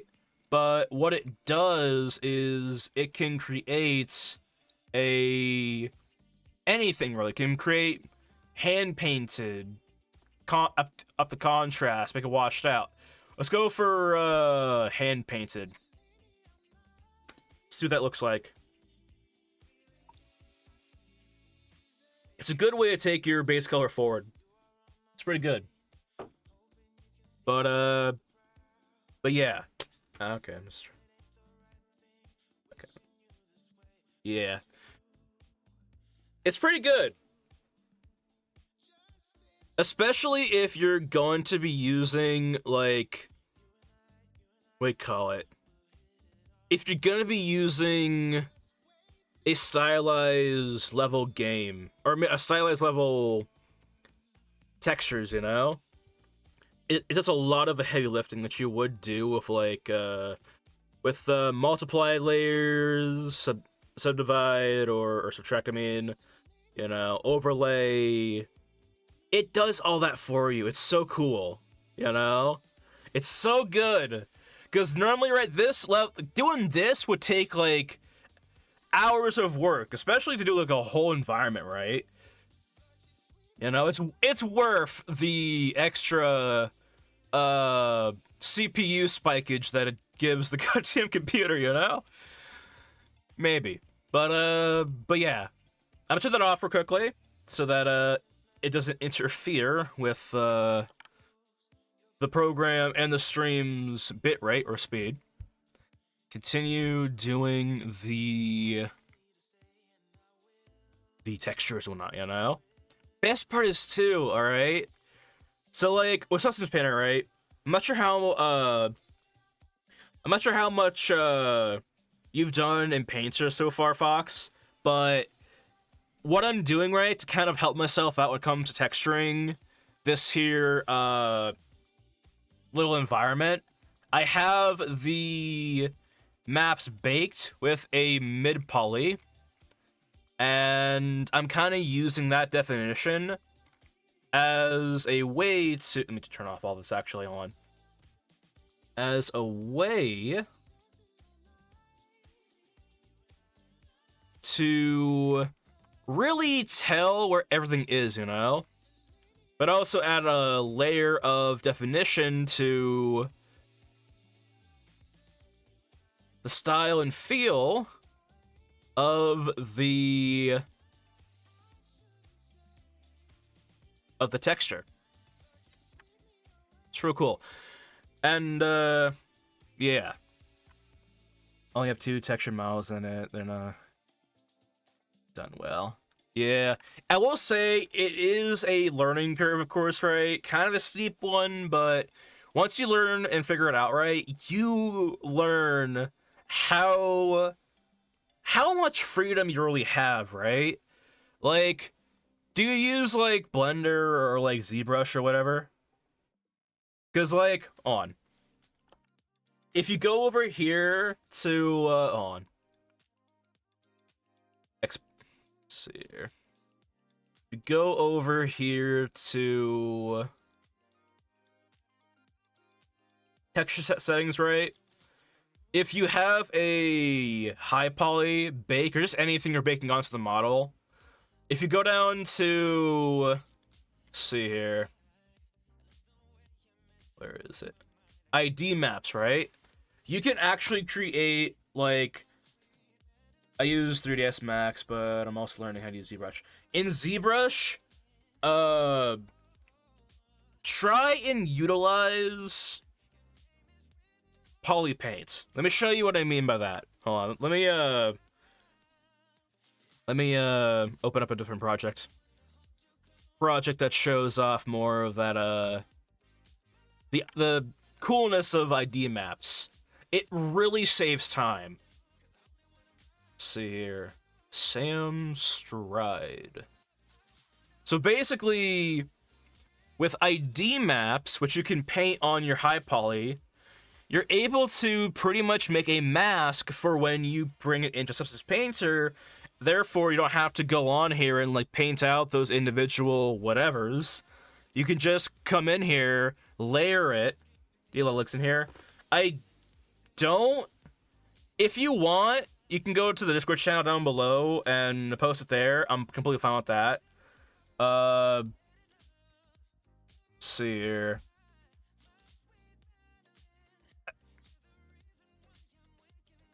I'm not sure how else to do it though. Send off a link here.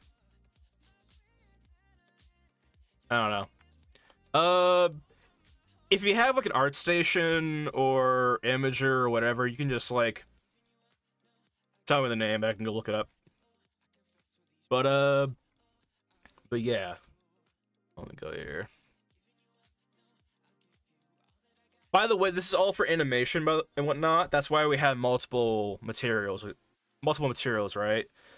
Like the difference between like making models for games and animation, right, is you want the models to look, or the textures to be, you want it to look the best, you know? No shortage on the textile density, you know? You want the textile density to match, but you also don't want to scrunch it all into one material and end up, you know, lowering that resolution. But yeah. Yeah. Alright. See here. Let me go to this guy's his shoes and whatnot. I don't allow links here because we have a lot of times on Twitch, right? There's a lot of times people come on here, like bot accounts, right, or whatever, trying to post like links to some scam sites. You know, I don't want that in my chat. You know, I don't want anyone to click on it. You know, because that's dumb. Nah. Let's see here. But yeah. Let me go over here though. So if you I think you could do this in 3ds Max 2 probably, but you're probably using ZBrush to make the high polys or even mid polys really. You can just draw the details on poly paint inside of ZBrush and come into Substance Painter and just see here. Color pick that color of the design you have on your model and just do whatever you want with it, you know? Yeah. 3ds Max, nice. I haven't used 3ds Max enough to know anything too depthful about it, you know? But for ZBrush, if you learn how all the amazing like connecting features between two programs, right, or just modeling, when it comes to models, texture, right, there's so many things you can do, like save on time, save on headache, like, God, if you want to use like bake to add definition to your model, not have to do it by yourself, or with a generator that will try and make up the ambient occlusion for you, right, like, it's so good. Anything that I can do to make the model, make programs, kind of do what I want, I'll do that out, like, because I'm not going to right, this model takes a long time. Anything you can do to let us know, right, or like, less than a day, whatever, there, screen is doing something wonky, hold on.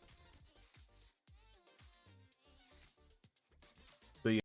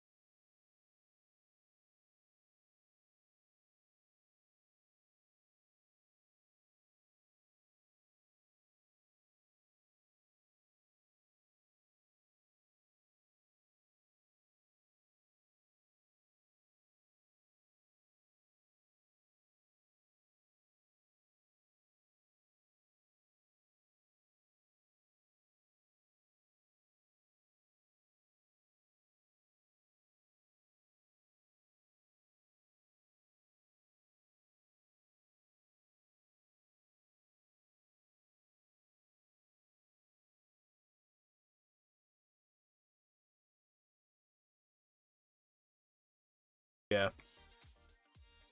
Let me, do this.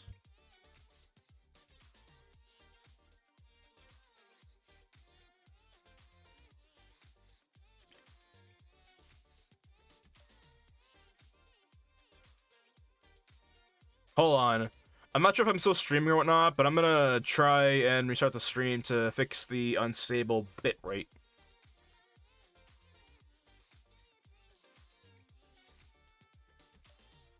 Alright.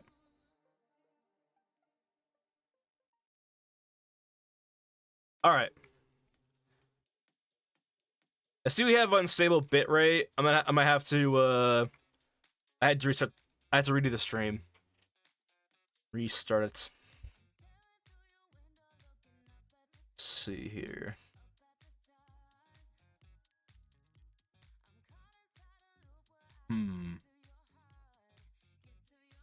Let me check my, stream out. I know the bitrate is going crazy right now. If it's fine, let me know in chat, but, let me, take a look.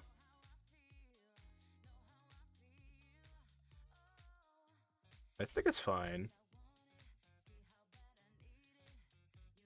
Huh. Oh, whatever. Bitrate says it's going crazy, but according to my, going on this with, going on the actual site, I think it's okay. I don't know. But yeah. Let me see. Let's continue. But yeah, I don't know. There's a lot of things you can do on Painter to kind of speed up the modeling process, right? The getting what you want, It's really insane. I call it, and a lot of other programs, I feel like they have that, right? But it's to a case where, like, there's a lot of, like, technical tabs you have to go through, right? Like, I try using Blender, right? There's so many tabs you have to go through to get something specific, right? Here, it's just like making, or in Substance Painter, right, and in ZBrush, right, it's just making sure that you did it, Like, it's manual for the most part, but yeah, I feel like you have more control over it, When it comes to, like, a program where it relies on a bunch of lists to do stuff right, it can work, don't get me wrong, it can produce some amazing stuff, but I like my freedom. I like my freedom to do it, to create whatever I want, If I want more of something over something else, I like to be able to take my stylus and just do it, Just do it. Also, let me change the, the streaming title. Texturing. Texturing.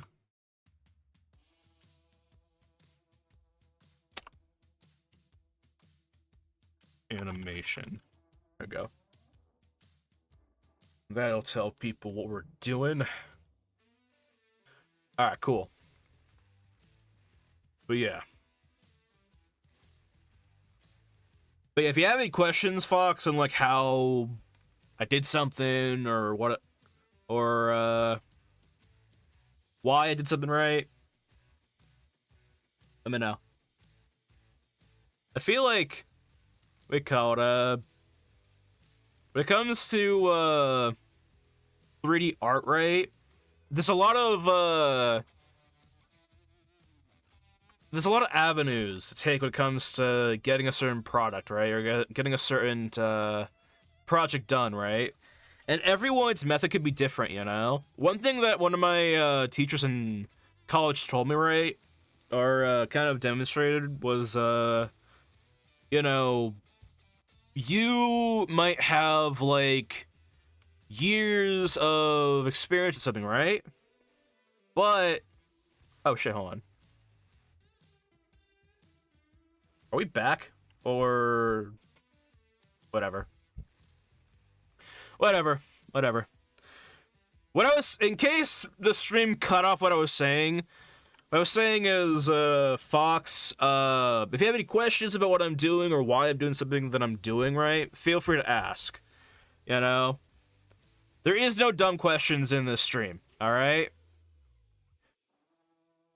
But yeah. One thing one of my teachers or professors, you know, taught me in school or in college, right, was, you could have X amount of experience in whatever. Someone with equivalent more or less, you can still learn some techniques from them, you know? Like, what do you call it, someone's technique and their method is basically a combination or culmination of people who've shown them in the past, right? Or things they've seen, you know? Like, what do you call it, I've known people who were masters in modeling, you know, masters in texturing, who would get shown something and it is just profoundly better than whatever the hell they were doing, or it's something that they never thought about, or, you know, you can always learn from everyone, is what I'm trying to say, you know, no matter what level of experience they have, you know?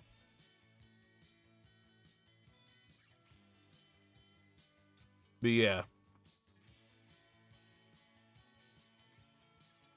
Oh, let me move this guy out of here. There's always room to learn.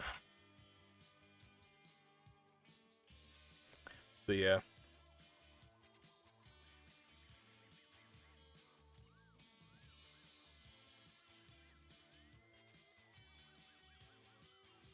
What do you call it, though? God. Little, story of college, right? God.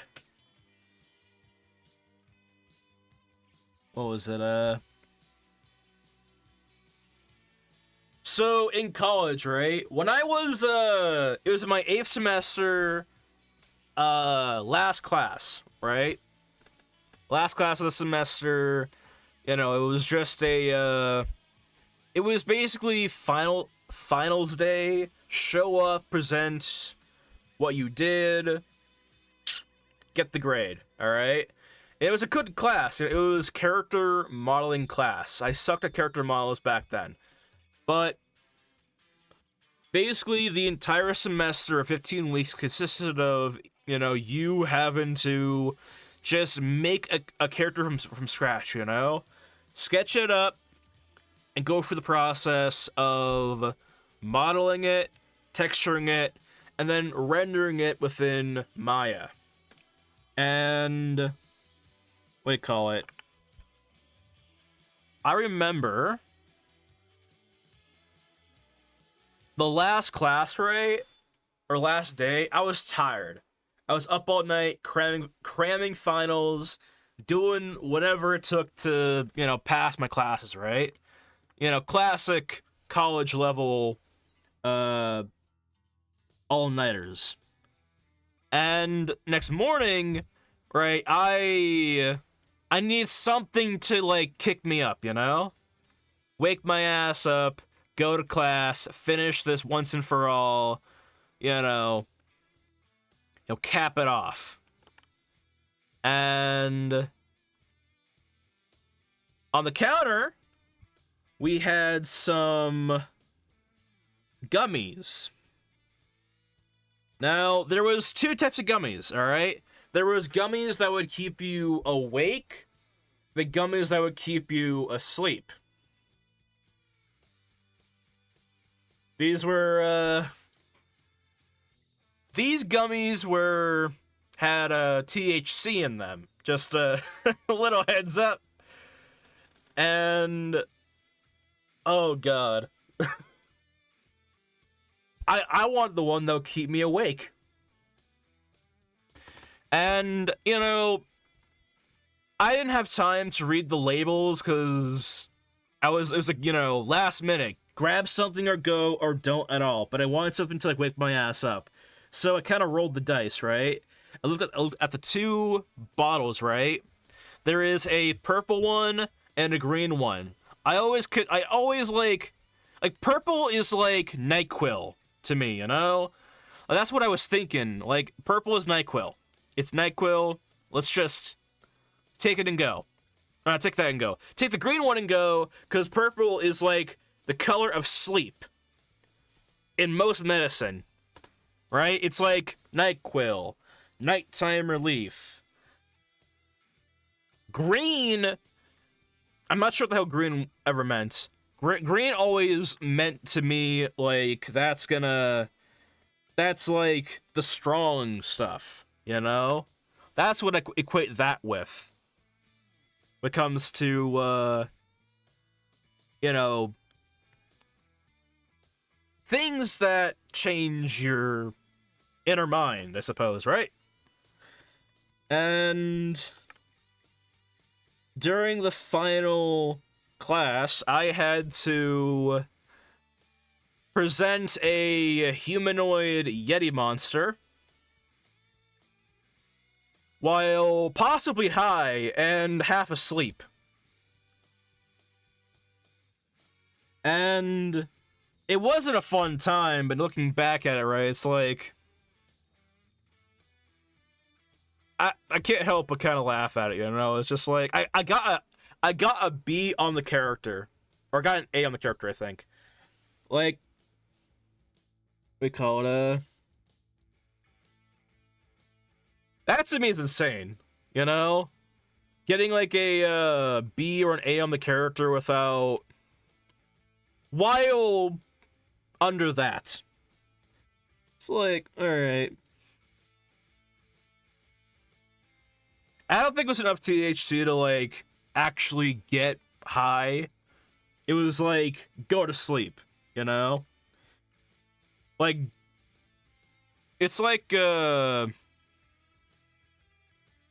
what's that one medicine everyone takes that just knocks them out, right? Benadryl, I think. I don't know. It was like that. Like, you taking this, you're going to sleep, alright? Like, night, motherfucker, you're fucking, here's a goddamn blanket, My god.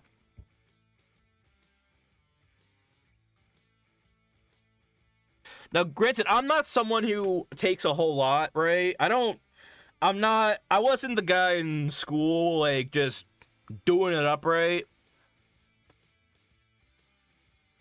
Like, those gummies hit hard. I'm like, holy shit. Fucking, God damn.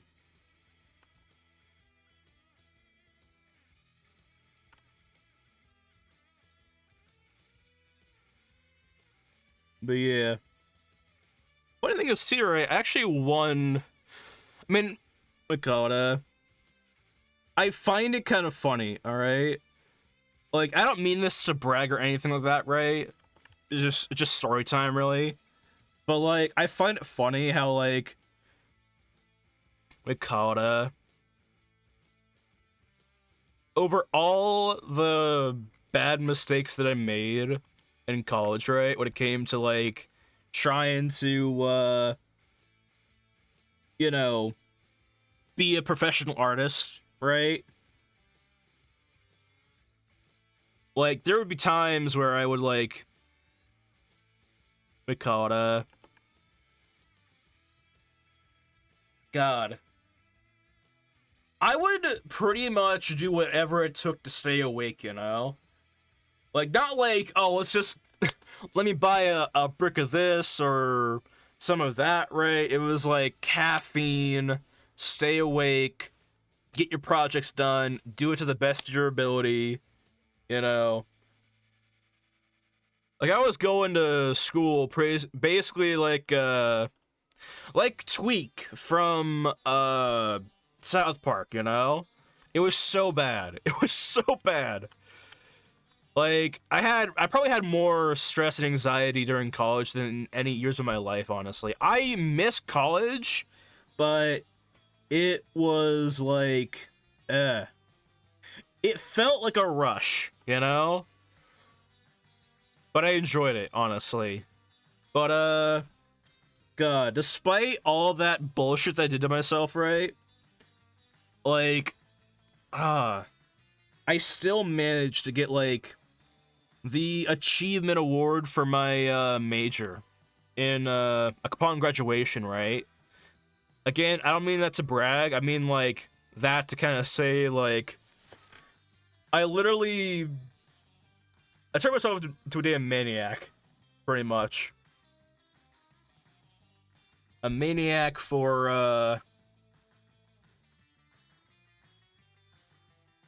trying to keep a sinking ship from sinking, you know? It was like, what the fuck? I don't know, man. College, it was interesting.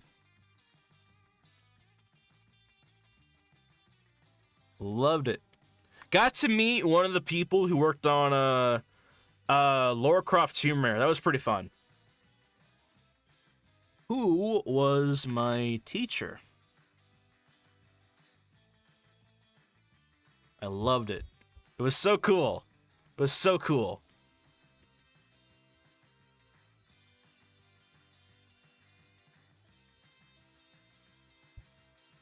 But yeah. Let's see here.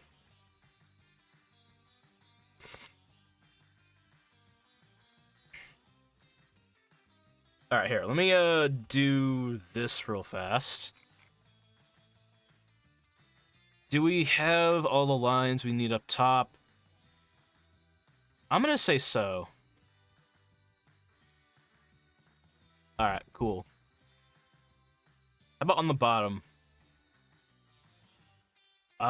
We still need this side that we can move on to the final color. Ideally, I want to try and get this done.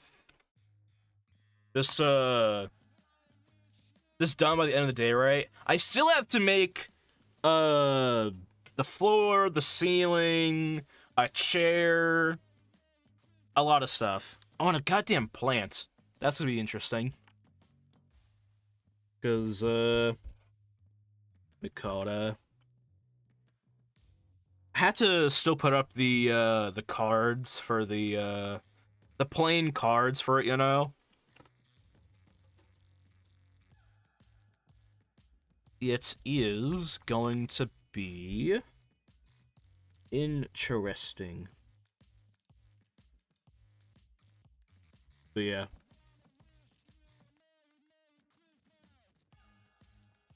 God.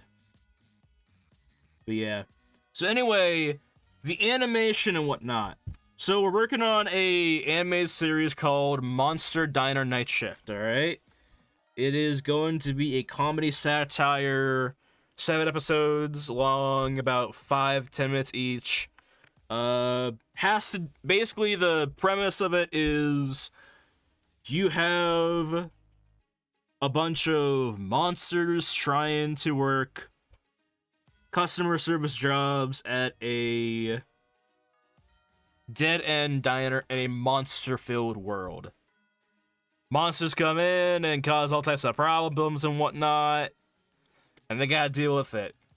It's kind of like, imagine Waffle House, the animated series, you know? Kind of like a Parks and Rec or Office style, The Office style series and whatnot, you know? But with monsters. Werewolves, spiders, vampires, zombies, mummies, harpies, snowmen, or I guess snow people, I suppose. I have an idea for a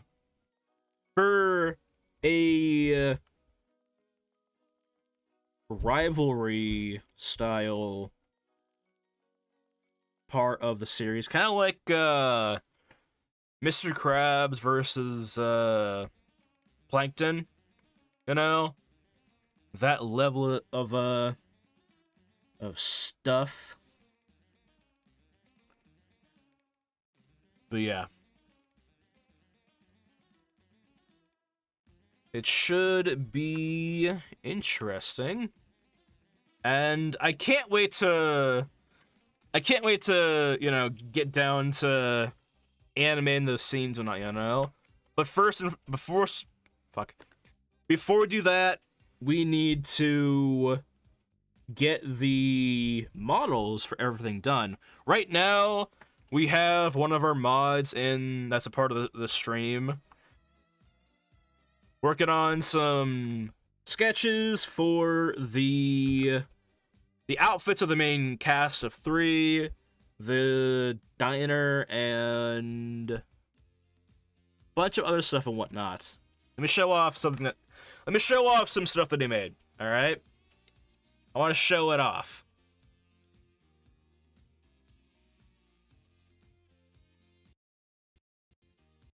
Christ, hold on. Superior for really that... whatever. Anyway, so this is the Monster Diner logo, the workers' outfits and whatnot. We're gonna have 3 characters, all right? We're gonna have Steven S. Rider, the manager slash boss. He's the werewolf. He's kind of like a Ron Swanson type, if you will.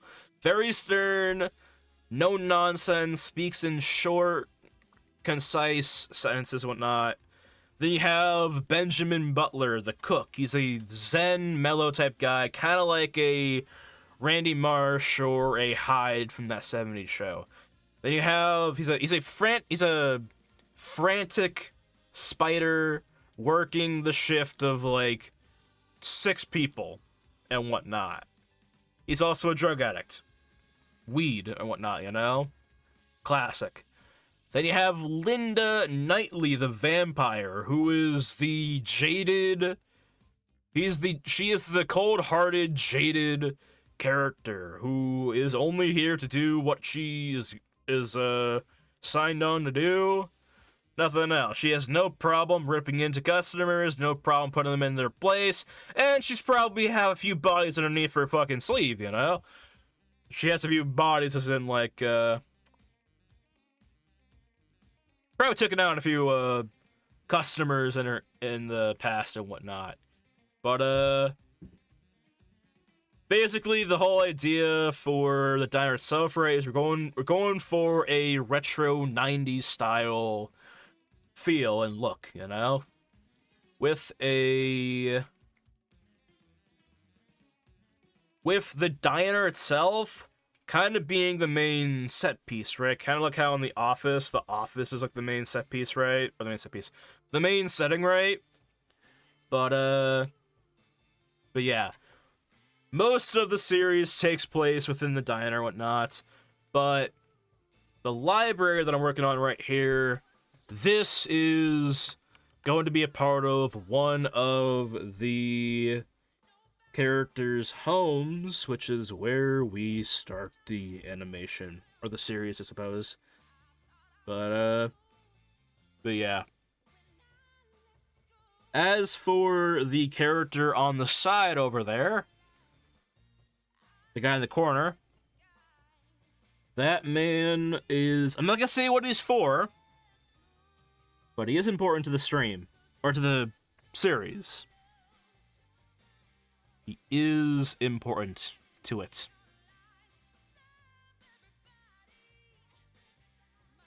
Let's see here. But yeah. Right now, for the series, when it comes to, like, preparations for it, right?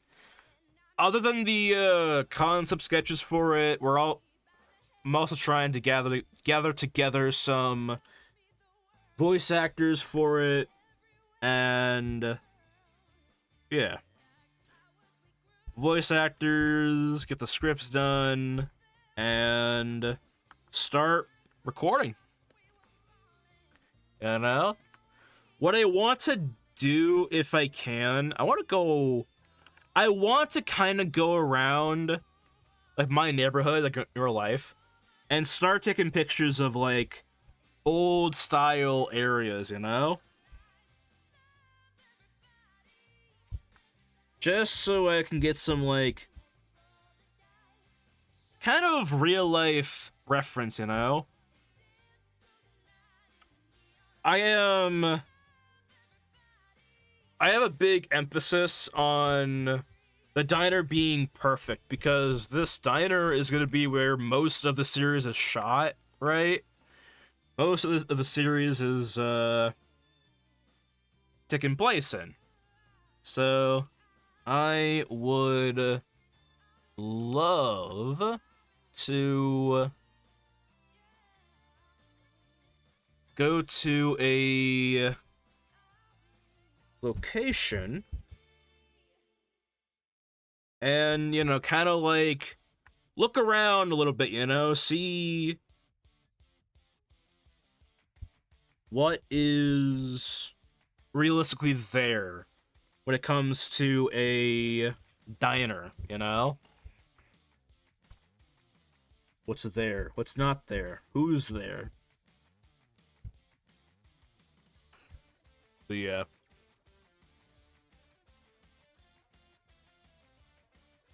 It should be a fun time, really. And the series will be uploaded to YouTube and a future website for free viewing. Even more free if you decide to have on ad blocker, which I am a-okay with, really. But yeah. Let's see here.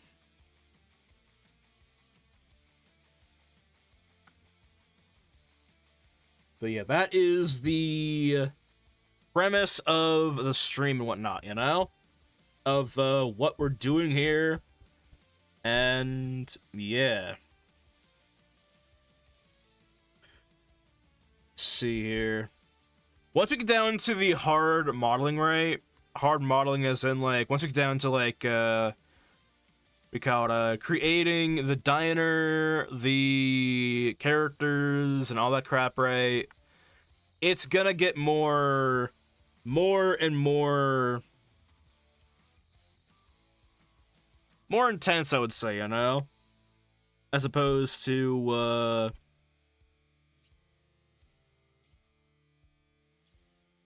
quite literally having, like, a... kind of having a... Does anyone remember the show, Pimp My Ride? We're gonna be doing a lot of, like, end-of-world modeling type deal. Or texturing, I should say. End-of-world type stuff. Because what's a monster world without some monstrous events happening? Let's see here.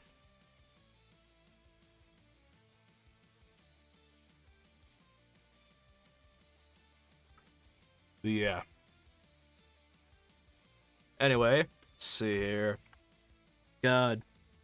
So I was, God. What was it?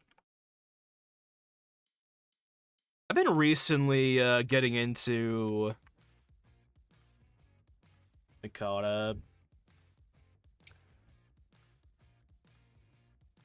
see here. I have been getting into...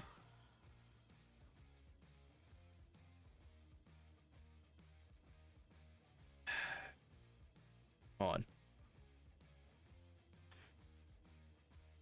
I need to consider actually, hold on, am I doing this right?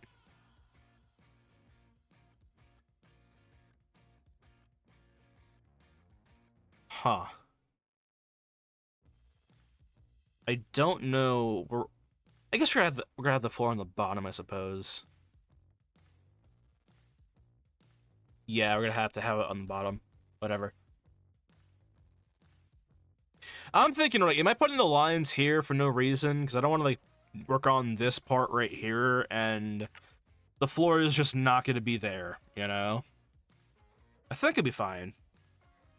As long as I make the details, like, have a heavy line weight to it, you know?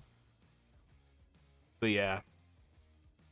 Anyway, I have been getting into, old style games, you know? I'm talking like, the first Fallout, you know? The first Fallout game. Not gonna lie, I have been getting really into, like, complicated games, you know? Not complicated like, Elden Ring, right? Or a Dark Souls game. I'm talking about those games where it is really unrelenting, you know? Like, the first,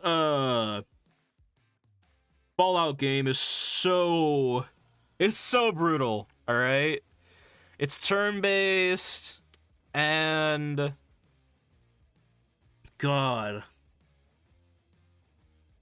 It's a slow game, don't get me wrong, but it's hard, you know? It's fucking... You do one wrong thing, and it just spirals into some bullshit, you know? Again, I would love to play it on... I would love to play it on stream, Fallout 1, but...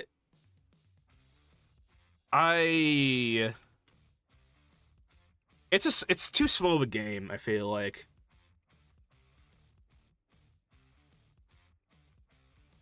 Let's see here. Oh, so I'm kind of debating if I want to, I kind of want to keep this channel on art streams, you know? Like, if I'm going to make a... If I'm gonna do, like, gaming channel, or gaming streams, right? I think it'd be best to do it on a separate Twitch channel. I know that sounds weird. Actually, no. Would it?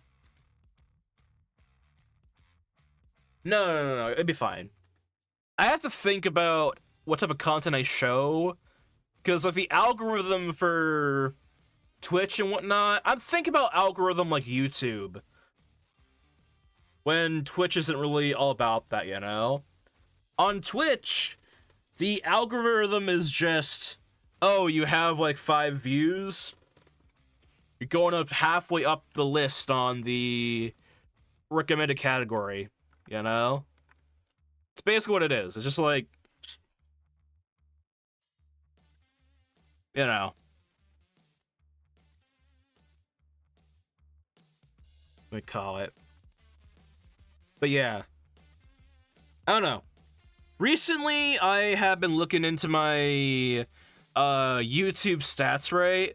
A big part of it, or the algorithm of YouTube, right, is if you are posting videos that are constantly getting like, you know, decent amount of views, right, or climbing at best, right? If you upload a video that just doesn't do well, that will hurt the views of the videos to follow afterwards, right? So if I were to upload, you know, an art stream after art stream, right, those get like 1,000 views each, right? But then I do a gaming stream and that gets like less or vastly more. And then in my next art stream, we're going back down to like 1,000 or however many people are watching for the art streams, right? That's to tell YouTube that like this channel's done for, you know? It had this amount of views, it's now gone down to less than half of that in the next upload. Kill it! Alright? That is how like death of a channel happens on YouTube. Where they do well, the views are coming in, they're having a successful string of videos, right? Relatively, you know? If they all stay at the same amount of views, cool. If it goes down by any means, then it goes really down, you know? Going forward, right? Like, I feel like that's kind of one of the problems a lot of YouTubers, or not YouTubers, small YouTubers do, especially if they're posting clips from their stream, you know? Like I do. I used to do this and whatnot, where I would post a clip either from, on the same channel, by the way, same YouTube channel, from my art and my gaming streams, right? And they would both appeal to two very different audiences, right? So not everyone who would be here for the art streams, or me yapping all damn day, would be there for the gaming shorts, and the people who were watching the gaming shorts wouldn't be there for the art streams and whatever, you know? And so those two types of categories just kind of like meshing together, right?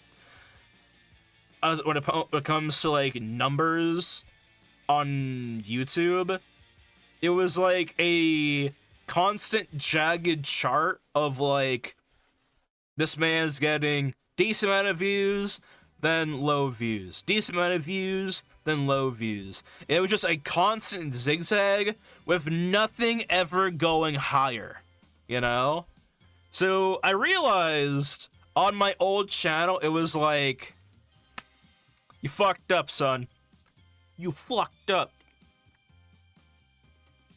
But yeah, it was kind of insane. But yeah, but now I have 3 channels so that YouTube doesn't can look at one channel and think, huh, this isn't too bad. Let's just push that out to more people. You know? The main thing that I want on my stream, right? The main thing that I am kind of striving for is community, alright?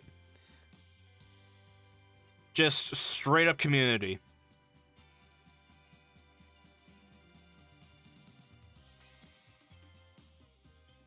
That's it, really.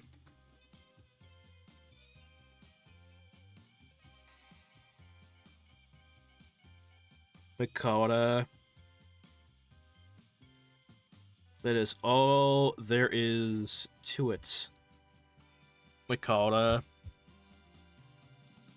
Even though we'll probably not have, I would Mikata.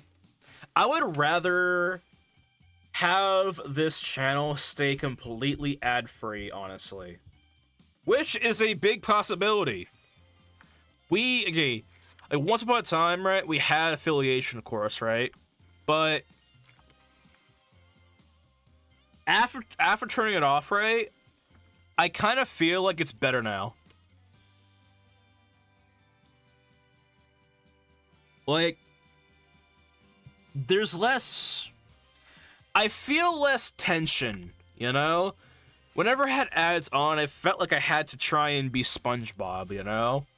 SpongeBob in the level of, like, you know, we gotta fucking come here with a goddamn, a show worthy of the ads being played, which is true, you know? Which is true. Like, but then, you know, getting into it, right, I kind of realized after looking at it from other channels' perspectives, right, there is almost nothing one can do to warrant ads, really. Oh, am I doing it? Yeah, okay. There's almost nothing one can do to warrant their channel having ads, right? In my opinion, right, if anything is going to be the death of streaming, even though it kind of is, in a way, I feel like that's one of it, you know? Just the ads, right? What I hope Twitch does in the future, which I know they do now, but it's an added layer onto the bullshit. The ads that play are just ads that come in on the side of the screen, and that's it. No ads interrupting, you know? Like, I know they do that on Twitch, but like, that just needs to be the only thing there, is what I'm trying to say. That is the only thing that would probably make me turn ads back on, right? I hated having to pause, you know? Pause anything, you know? It ruined the tension. Like, I'd be playing, like, Resident Evil on here, right? Would you be trying to, you know, do some shit, right? Then, boom, an ad would play, you know? An ad would play, and, you know, despite... Oh, wait. Am I messing this up? Oh. Whatever.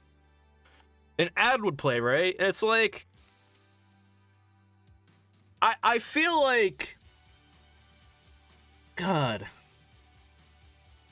I feel like it wouldn't be as bad if there wasn't so many ads, you know? Like, they have on here, like, an option between having 30 seconds of ads, 30 seconds at the minimum, non-skippable, to a minute and a half, sometimes even more. You can have it up to, at max, 3 minutes, which I don't think anyone is doing, right? Doing the 3 minutes, right? But the half minute and the minute and a half is like your two options, basically, you know?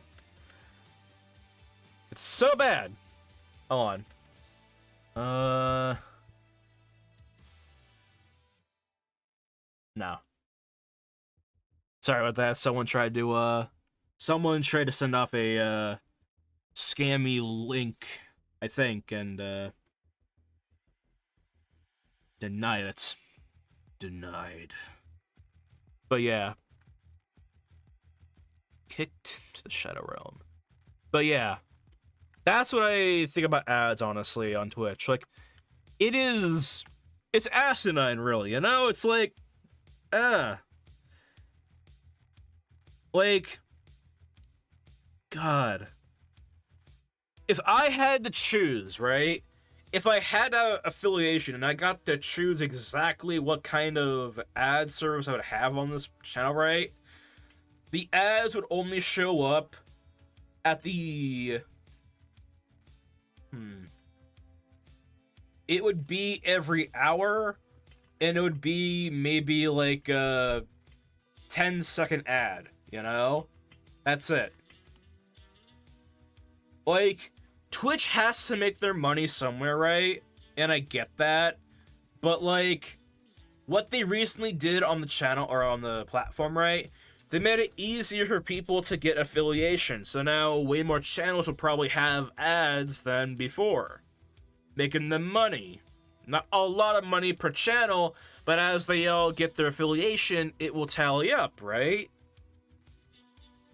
If they want people to stay on their platform and continue watching the ads, right?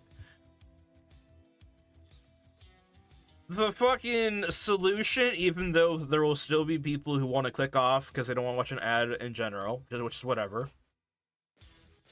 They just need to allow people to not have to play so many goddamn ads. You know? Like YouTube, right? Back when it was just one ad and that ad was skippable, that was okay. It was annoying, but it was okay. It was like, alright, just, I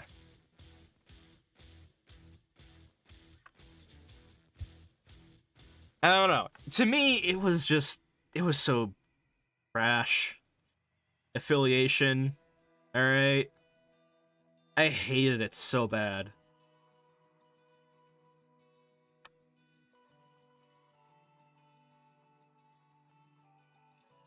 It killed my cousin. I'm just kidding. It killed my cousin. See, I'm gonna save this first, though. But yeah. That was... That... that journey.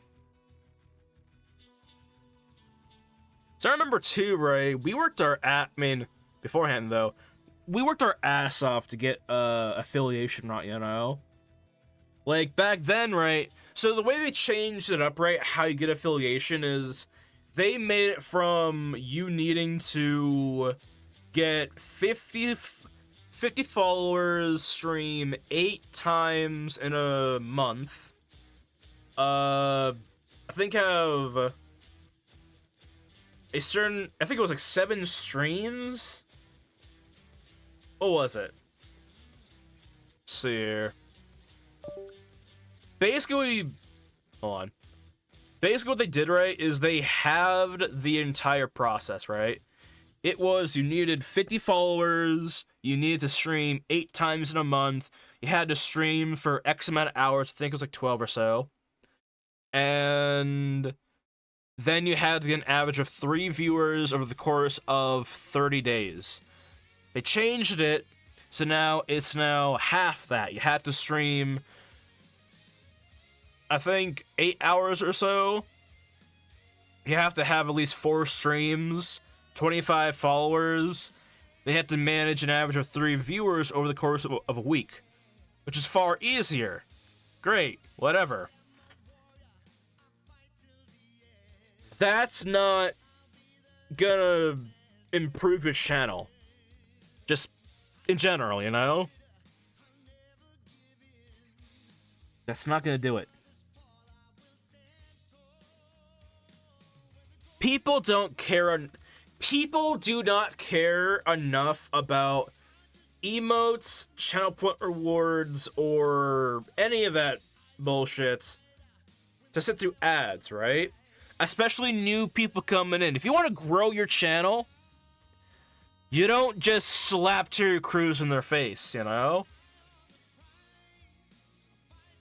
Like, I feel like people have forgotten what their stream is. And the fact that the main content,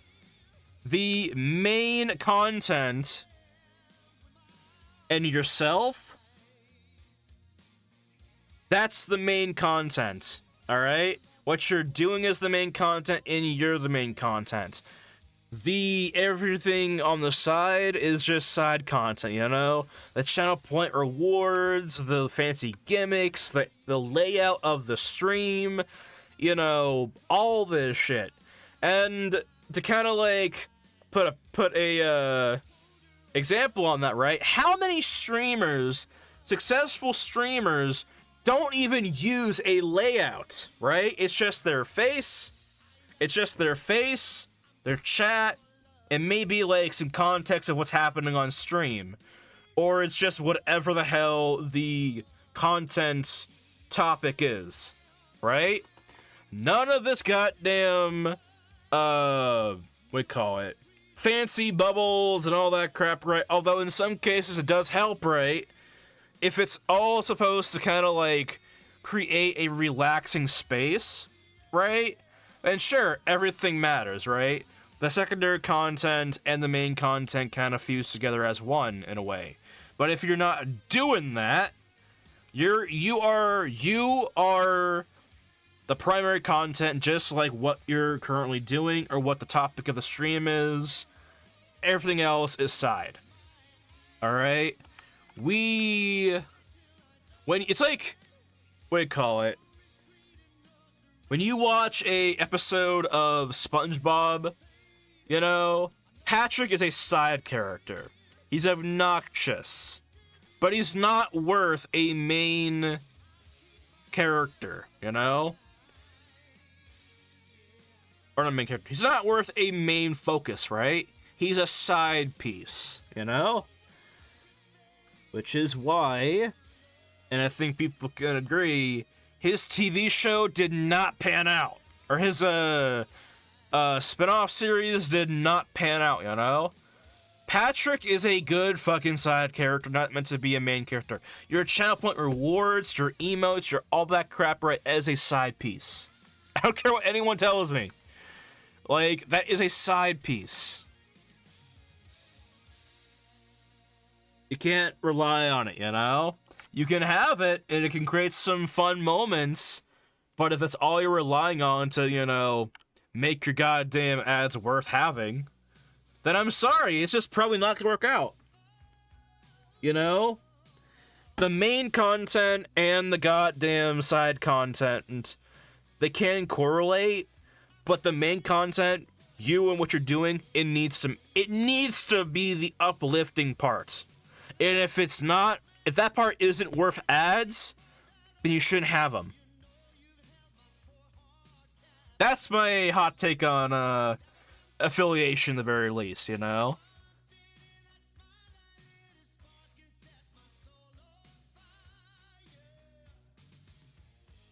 If you're nothing without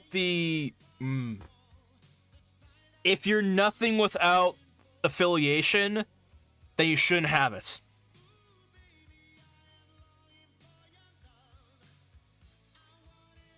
If you're nothing without affiliation, you shouldn't have it.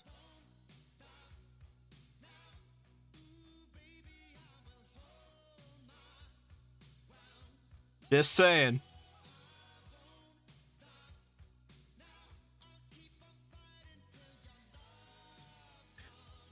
But yeah.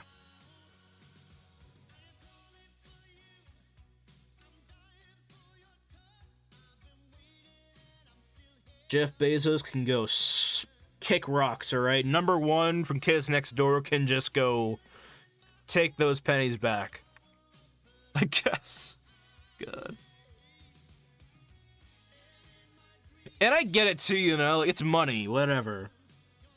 The money that I didn't even get from my goddamn affiliation. Like, I appreciate what was made, but it also went into Twitch's pocket anyway, in the end, you know?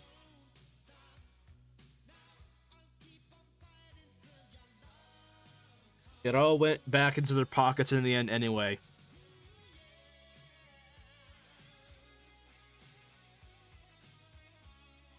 Which is, kind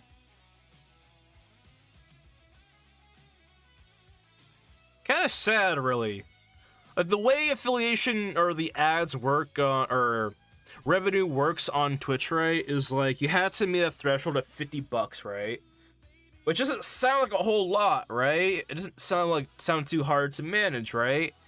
But to put it into perspective, right, I streamed. Granted, I'm not a big streamer, right? I'm not claiming that I am. I'm not claiming that I deserve the 50, right? I'm just saying I could do better without it. You know? We don't need it. We don't need ads.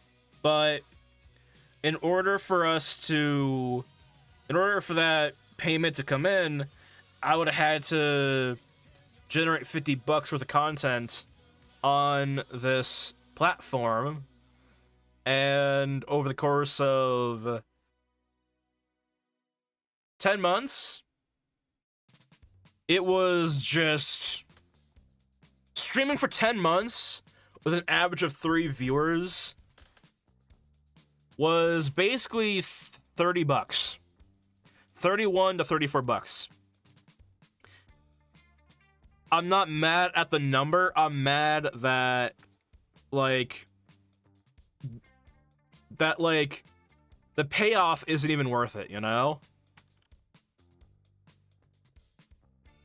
Like, ads push away people. That's not worth it to me. You know? Ads push people away. I'm not doing that.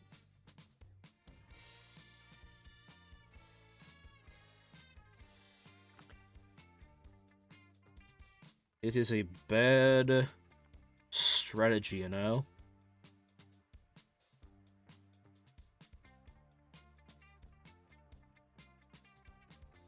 And I get, you know, that sometimes, you know, some streamers, right, it can warrant ads, right? Like, the Burnt Peanut, I'll just say, for example, him having ads on his stuff, whatever, you know?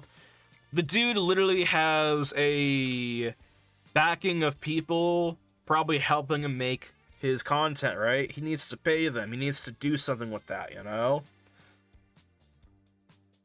That is warranted.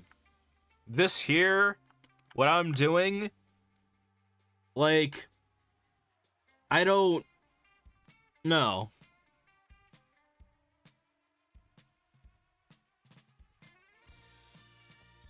We don't need it. Don't need ads. We don't need affiliation.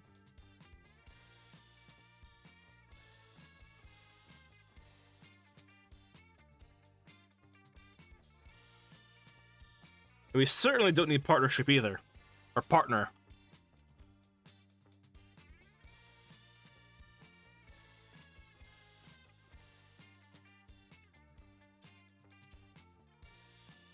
Let me call it. And I'm speaking about this, you know, from like kind of experience from like watching streams when they would get ads, right, or ads would show up, right. I would just see the view counter just cut in half, or relatively just half itself as soon as an ad would play.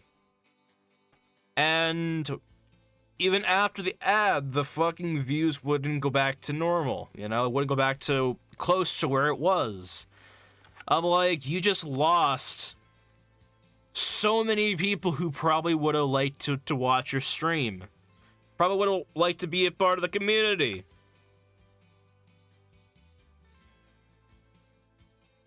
And I get it.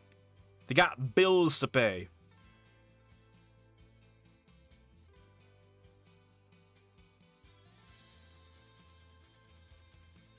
And I get it.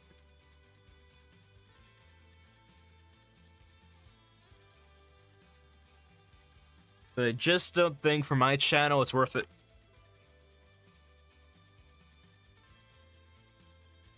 Let's see here.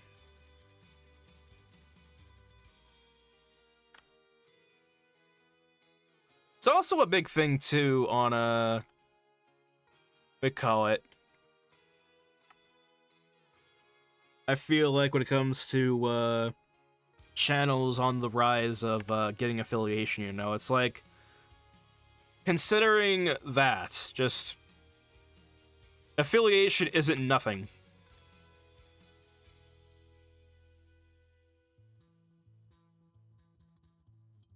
But yeah.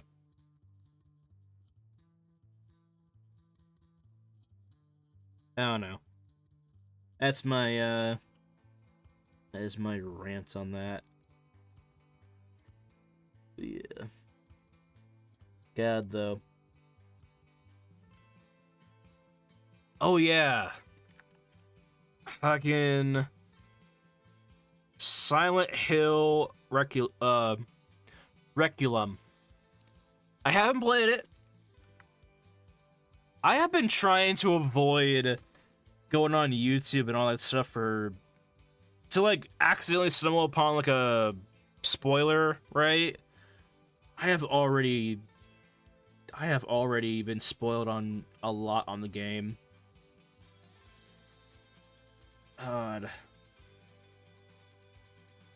I have to play that game. I have to play the game before I get completely spoiled, you know?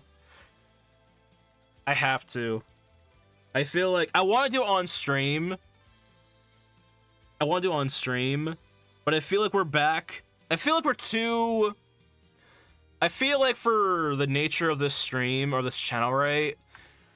I came back from like a 6-month-long break. And I don't want to like sit here and, you know, say, "Oh yeah, we're working on a animated series now." An animated series when we call it in a couple weeks or days or so, right? I'm just like, "All right, guys, we're gonna take a break and play a whole Resident Evil game." That to me sounds like, okay, what the fuck?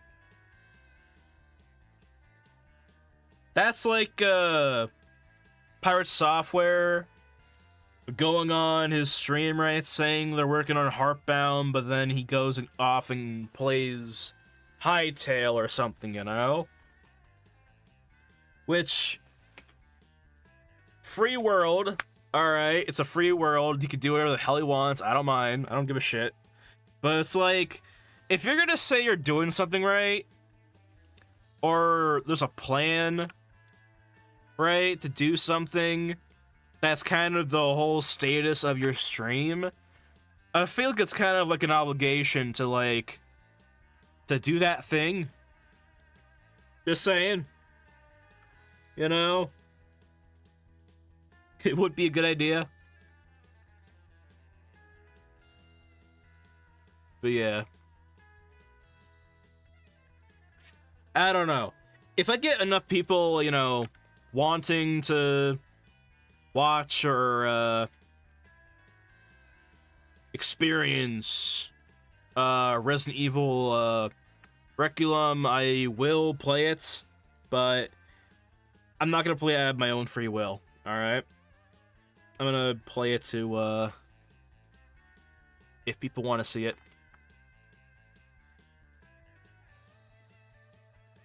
But yeah.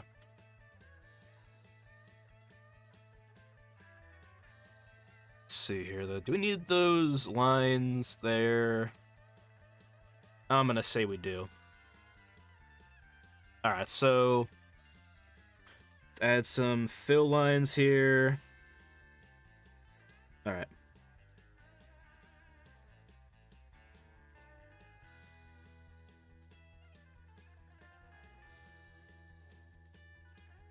Alright. Let's go here now.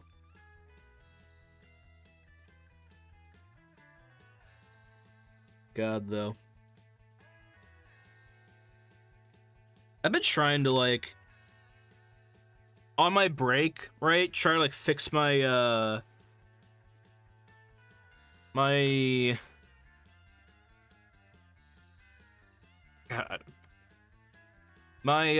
sleep schedule, right, so I can, like, go back to streaming at a normal time.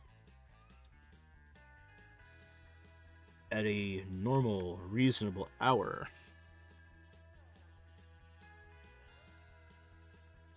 Man. That didn't last long. No. I want to stream. So normally I stream from or I try to stream from like 3:30 p.m. PST to like 3:30 p.m. PST to about 6:30, right? Which will be 6:30 in about 12 minutes or so. I'll finish this part of the texturing up and then probably, you know, bounce off. But, God, I tried to keep my sleep schedule. That didn't happen. What do you call it? Like last night, I couldn't sleep. I woke up and I struggled through, Twitch's highlight editor, which, God.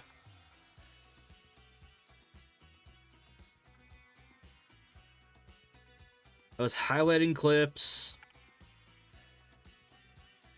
Like, I'm not the fastest editor in the world, right? By any means. But I swear to God, their editing software here is just... It's interesting, you know? It's very interesting.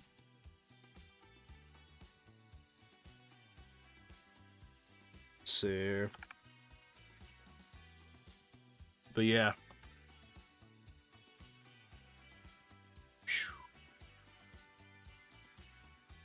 Mm-hmm.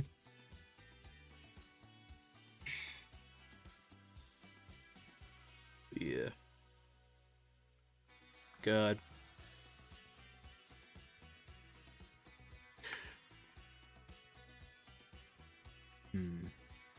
Alright.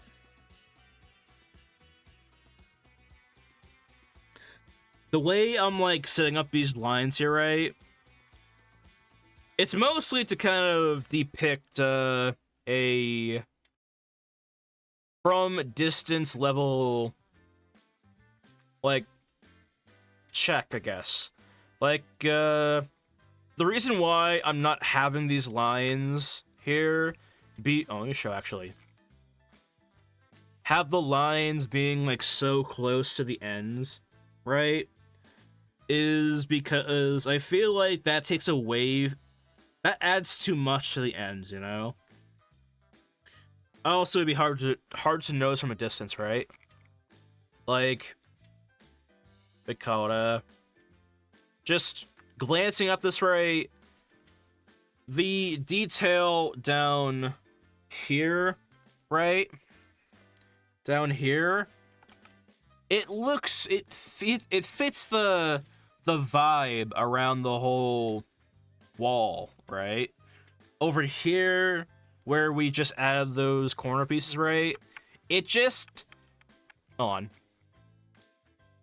This is, with it on, with those pieces there. This is with it off, alright? It just... If you're gonna add a detail... One thing my painting instruction teacher taught me in college was... If it works at a distance... If the design works at a distance... Then... You know you're doing something... right. And a part of what I kind of add to that lesson is, if it looks like nothing happened, you probably shouldn't have it. Because there's no point in, having it if it's not even gonna add anything to the design, you know? No need to spend your time on something where it can go somewhere where it will enhance the design, right?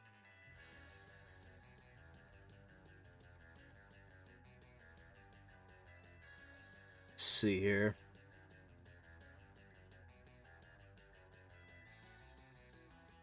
But yeah.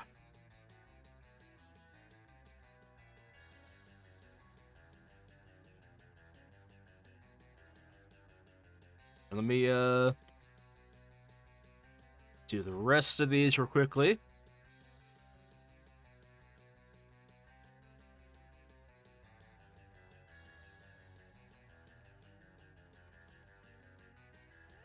Oh, that one's a little bit too far. Okay.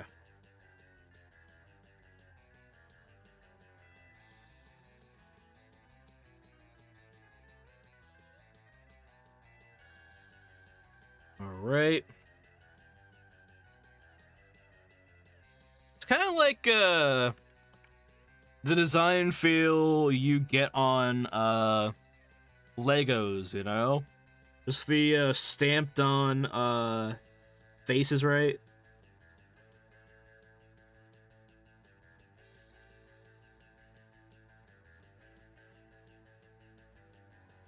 Now, I'm not making these perfectly similar lines, right? Because I don't feel like for a comic book like feel, that's not necessarily necessary in a way, you know? Don't really need something like that. It's just, you know, this will make it look more natural, like someone actually drew it, you know? Which is why I go with this method over a generator type deal, because a generator is going to make it look very machine built, you know? And for a style like for Borderlands and whatnot, or even Arcana, right? Like, to do it justice, right? I feel like the best way to go about it is to make it look as handcrafted as possible, you know?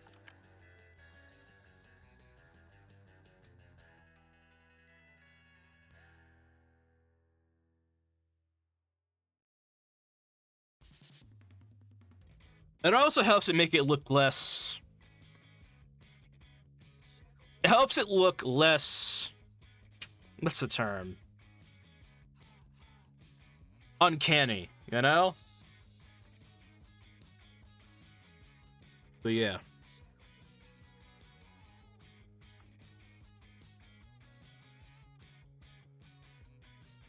Let's see here.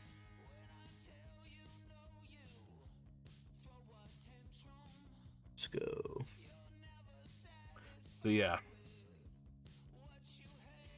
Let me do this real quickly. I need to get like a better monitor, or a better cam for the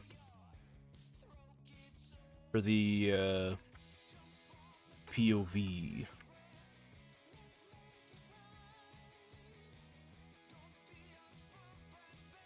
Right.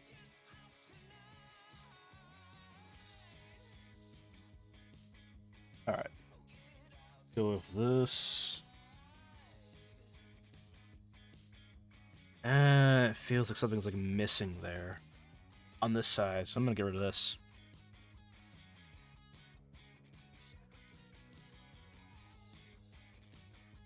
Let me go ahead and erase this as well. We'll keep a spot right there, as if, you know, we'll keep a spot right there and that skid right there, so that it looks like there's a bit of a pen bleed right there. Let's see here. The lines work wonders there, honestly. Not everything needs to have a these lines, right?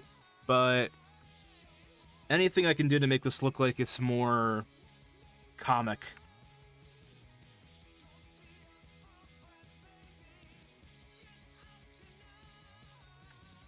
BioShock level, you know?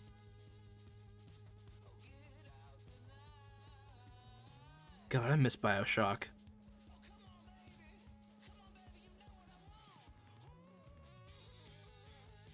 I might play BioShock after this, probably. God. Alright.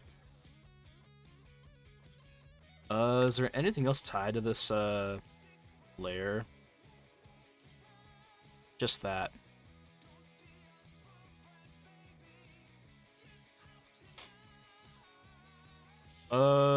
We should do the sides. Alright. Probably won't... I know for a fact the...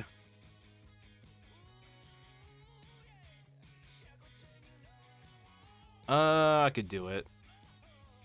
I should probably do it anyway. I'll...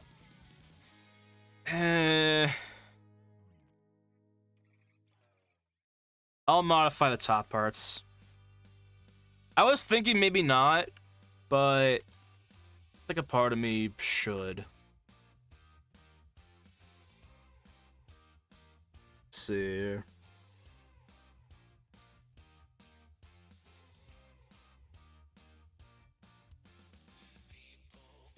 Let's see. Let's put on distance. All right.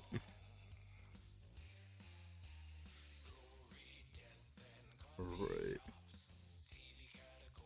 Let's see. All right.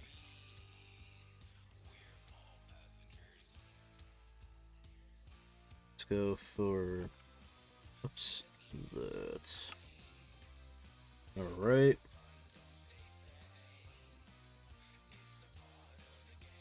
Right there.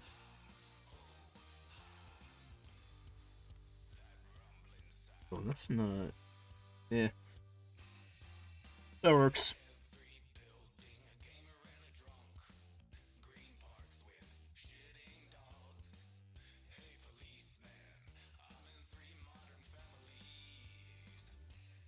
All right. Let's go.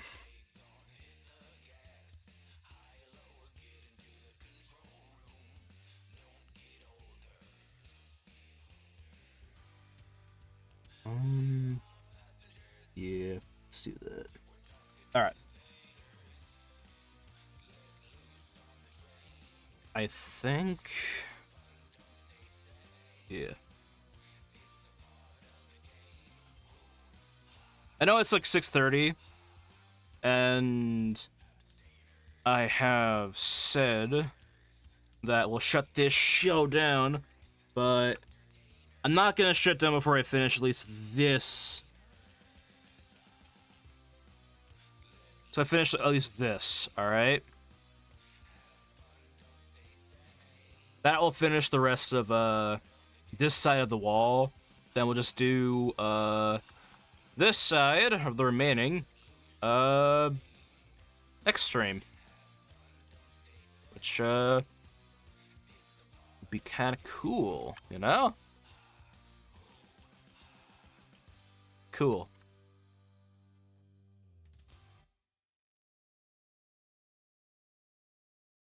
But yeah. And then, after we finish this, I would like to go off and rig, or continue the rig of, like, the character over there, right? On the other side of the screen. But, that I will absolutely be enjoying. I know, like,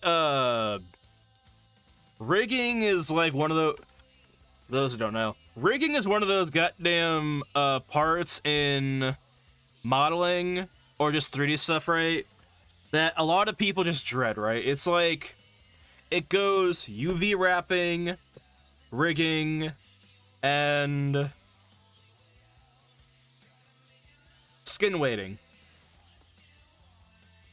Which is basically part of rigging anyway, which, whatever. That's one of the most annoying parts about modeling, you know? Like for 2D drawn animation, it's like the annoying part is like drawing frame after frame after frame, right? The treat really is watching it all kind of come together, playing it back, and watching the animation spark, you know? Watching the work actually, like, come together. For the sake of the modeling, to me, that is watching the model actually look animatable, you know? Like, it could be used in a game or animation or whatever the hell. Which, the model that I have, like, the dude over there, he wouldn't be acceptable for games, I believe. His polygon count is around 40,000, which, for a single player game, he might work, but he has like main character amount of polygons. Like Kratos in God of War 3 had about 80,000, I believe. But, you know,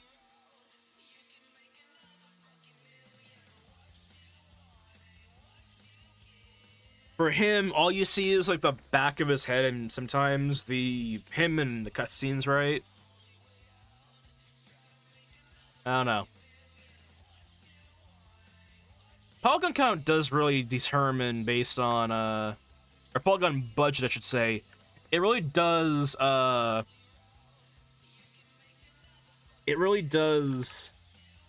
depend on the game, you know? Like if you have like a Fortnite, right? Or a game that has like 50 or 100 plus players, right? Every character model needs to be accounted for in the idea that sometimes the characters or the players might all be in one spot, you know? How that is the main consideration, right? The possibility of so much happening in one spot and that just being a natural part of the game, right? Not like if someone spawns in a bajillion watermelons in Gary's mod, right, and the game lags. That is just, you know, player fault, you know?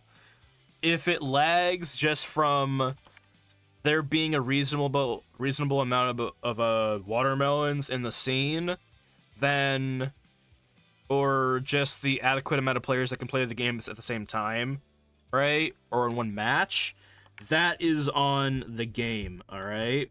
That's solely on the game.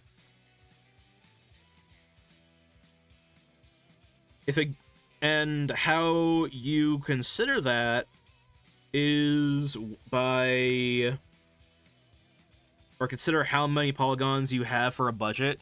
Is how many people are playing the game, what all can be seen at one time, what all could be generated, you know? Like, if you're playing a zombie game, how many zombies might appear at once on the screen? On the screen, right? For a video game, for a player count of like 50 or so that can be all in one spot, you're probably dealing with a 2,000 polygon quantity per player's character model, you know? For a zombie game, which even as an example, the Dead Rising game, right? That game, like, the whole goal of that game was they wanted to fit as many zombies on the screen as possible. As many as they can get. And, you know, I think on Xbox back then, they capped it out, man.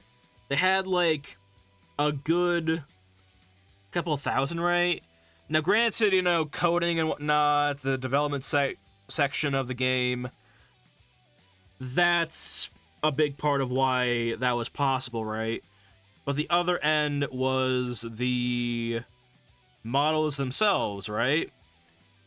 Like, I think if you took the model of a zombie in any video game, considering with zombies there's likely going to be a lot of them, you'd probably see that, like, the feet, right, or the hands, the fingers and toes, they are not really, they're modeled, but they're modeled as like clumps, you know? Clumps as in like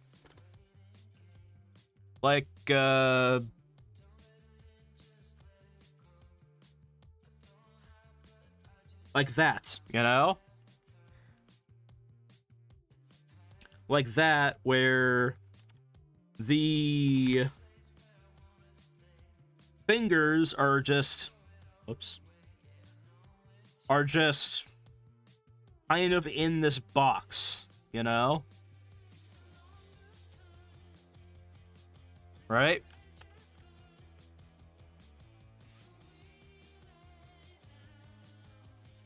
However, right, from the player perspective, I mean, unless you're really looking at them, right, at the hands of whatever in a game or anything really, you won't notice it. And if you're doing that, then it's not really the game's fault, you know? Of course. But, you know, that's what sometimes you have to do to, you know, get your polygon counts in, you know?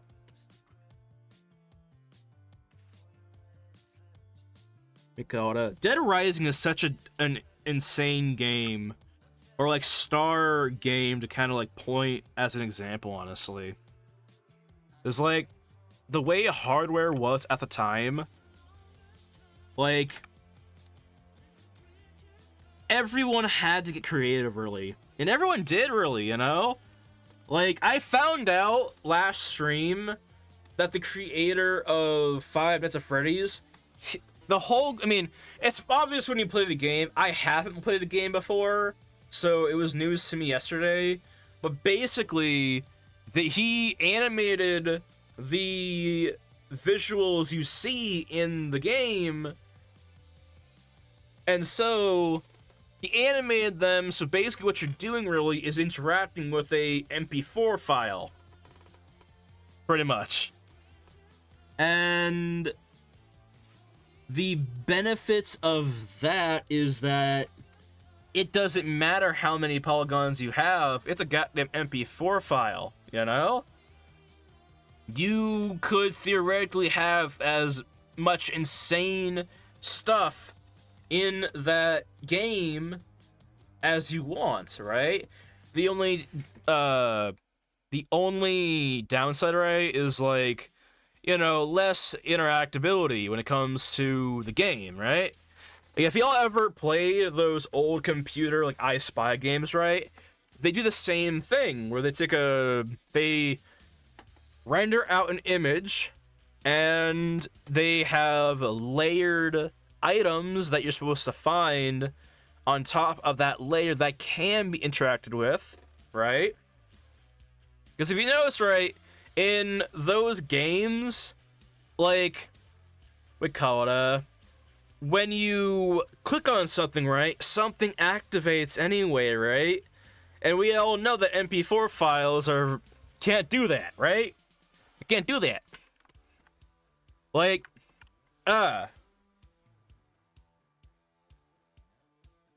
unless you literally press play on them, I guess.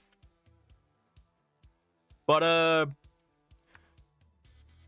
yeah. What do you call it?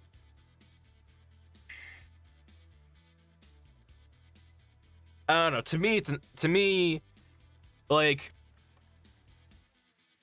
it's always interesting how some of these games kind of get away with what they did, right? Not to undermine them by any means, but like, it's creative, you know? It's kind of like how in the old Resident Evil games, right? I'm talking like NES type stuff, right? They just rotoscoped and rendered out, or had the background literally be images, right? You just take out all the polygons and you basically just replace it with basically none.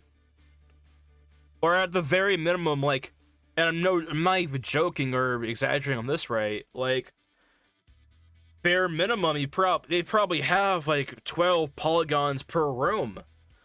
If it's a room with no objects in the room, right?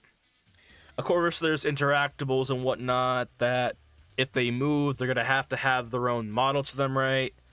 But for the most part, the backgrounds are just rendered images, right?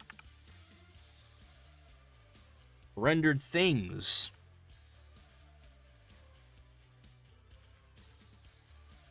That's insane.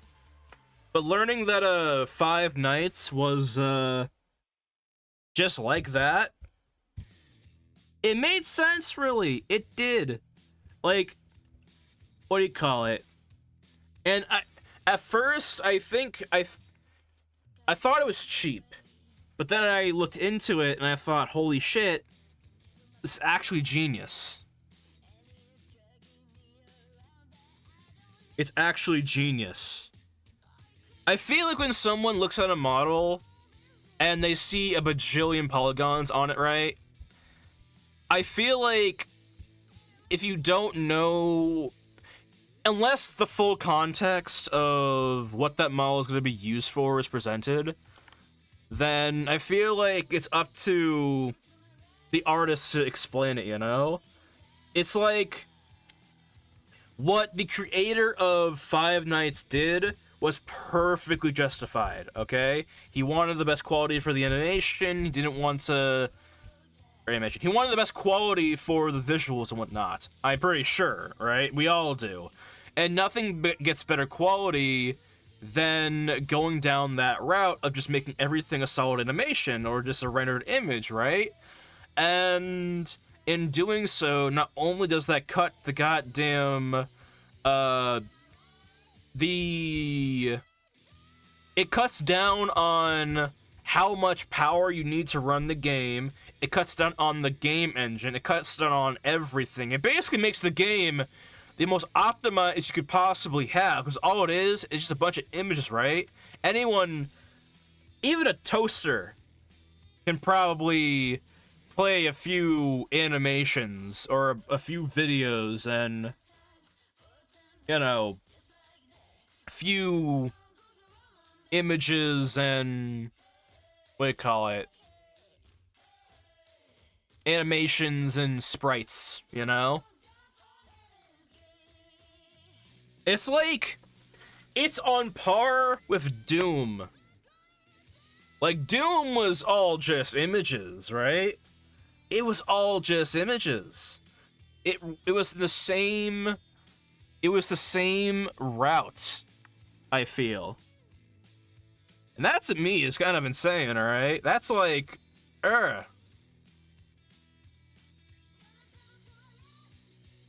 But yeah.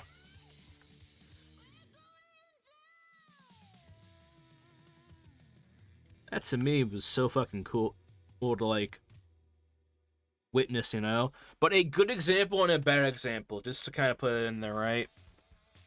Like, what do you call it? A bad example of that, using so many polygons in your game or in your project, right? The people who worked on Doom, Doom, Five Nights, any game that has to do with a rendered animation being used as interactables in the game, pretty much being an MP4 file. MP4 file of the game, really. That's good, alright? Ideally, if you can't... There's limitations to it, of course, but if the limitations aren't relevant to what game you're trying to make, then it's perfect. It's go for it, you know? It's perfect. Nothing wrong with it. However, if you're gonna be making a $5,000 or 5,000 polygon hairbrush or toothbrush, whatever the hell the Android dev guy made, that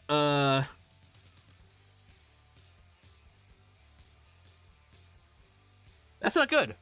Alright? That wasn't going to be a rendered... There were so many things that was wrong with that game, honestly.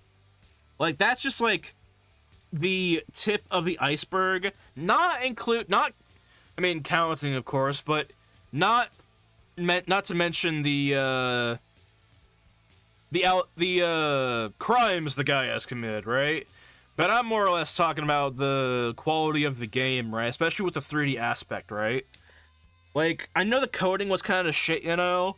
I don't know coding that well to put my opinion on that, but people have said that it's like it was basically a spaghetti code, you know? But for modeling wise, I remember the dude literally had each leaf that would fall from a tree be its own individual asset. That's not good. That's not good at all. Most games don't do that. Alright? Most games don't have even a fucking simple image plane. They don't have fall from the goddamn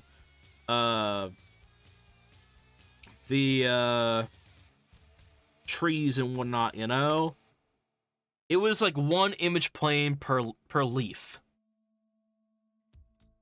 I know it's one plane, and that's basically like 2 polygons, right? Which isn't a lot. But if you're having like hundreds of leaves fall, that can rack up so fast. Unfathomably fast, right? And for a game like Yandere Sim, for his spaghetti code, I think, if I had to like put a guess on it right, I think the way he was coding that game, which the coding of a game does matter towards the polygon count in some retrospect, right? Like, what do you call it? If you're... That's weird, actually. If your game is running very stable, right? You can keep within the polygon count that's reasonable. But if the game is running very shit, then your polygon count, if it even breaches less than below your polygon count, it's still lagging, right? Still not performing the best. You know, I mean, of course, you know, get some better code, but like, what do you call it? It comes down to a case where, we call it if your code is great and there's no problems with the game, then your polygon count can stay the same. And there will be no problems with it, right? But if the game is running like shit, and that polygon count is high, and your code is shit, or... see here... or whatever the polygon count is, which for most cases, by the way, I know they have LODs, right? But LODs can only take you so far.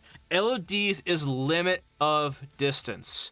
Basically, when you have a model that has so many polygons, right?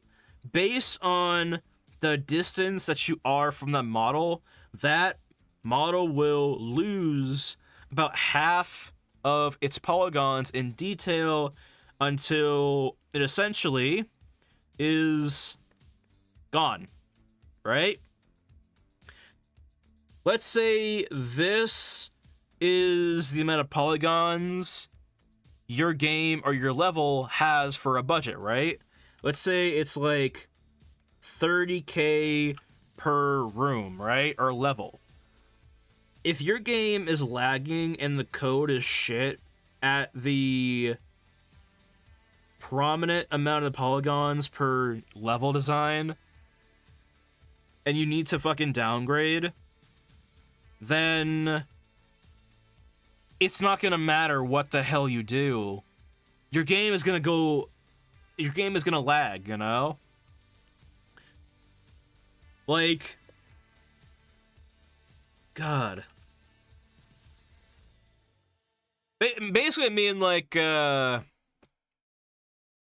if you have shit code that requires you to have lesser polygons in your level to keep it running relatively smooth, then you are ultimately limiting yourself by a lot based on whatever game you're working on.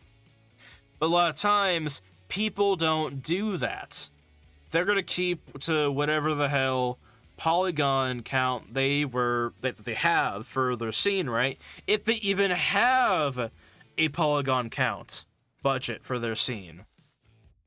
I don't think Yonari would have had one, honestly. But ultimately, he should have.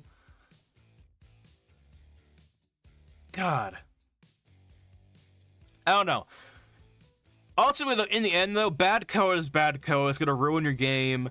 But if you have good code, and your game is running perfectly, you can tap into that goddamn high polygon count, you know?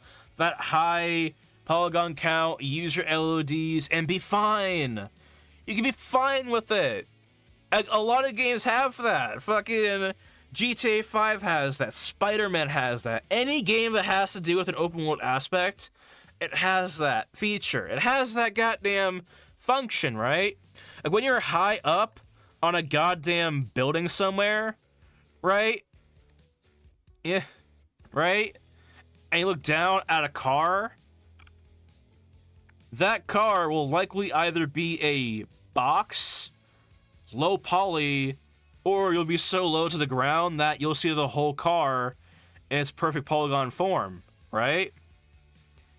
If you have good code, you should be able to do just that. But if not, it's time to go back to the drawing board, you know? It's time to, fix it up.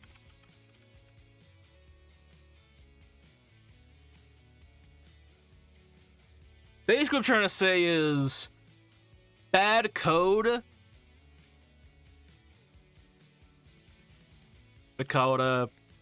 bad code cannot be made up with an optimized, modeled game, you know?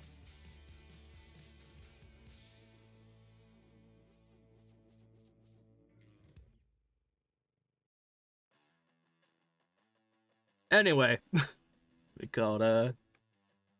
that's my rant for that. So, whoops. Alright. This is all, yeah, it's all one. But yeah.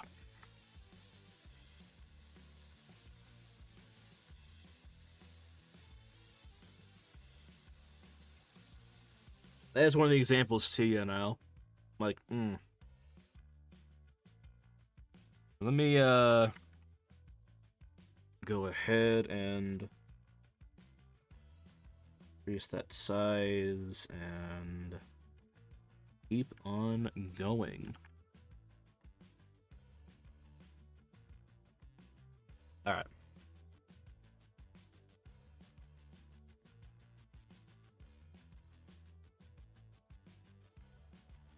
Alright. See here. But yeah. Bad code can't optimized models can't make up for bad code.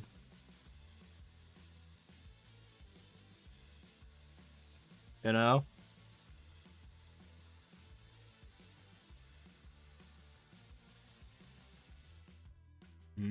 Same for LODs too, you know? Like if your model already has a lot of polygons on it, right? I feel like LODs can work, right? But like, I don't know. It just like, I understand that it can absolutely make the game run better, right?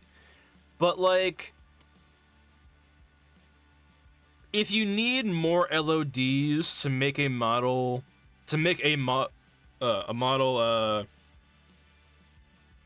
flow easier, or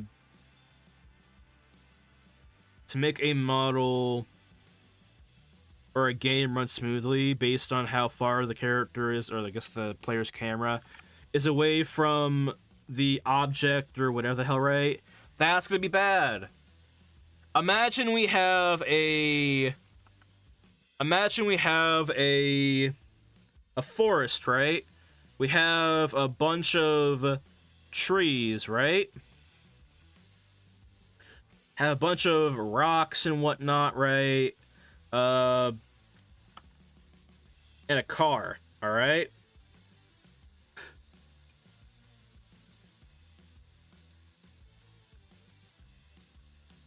We have a car, trees, and a rock, right?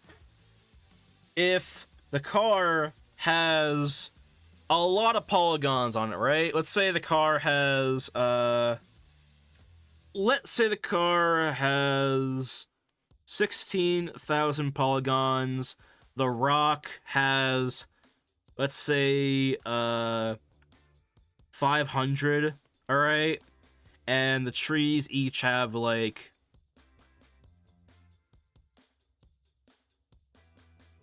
let's say 250 a piece, all right? 250 polygons a piece, all right? If we put on 3 LODs on each of these, right? The amount of polygons on this car will basically subdivide down into, see here, it would go from here. It would go from 8 for 2K. 2K for the car, it would go down to about 75, and for the trees, it'd go down to about possibly 40 or so polygons, right? The trees and the rock would go down to around a median of like 50 polygons, while the car goes down to fucking 2K, right? That 2,000 polygons is gonna look very off, close to the 50 average polygon count that the trees will have with 3 LODs, right?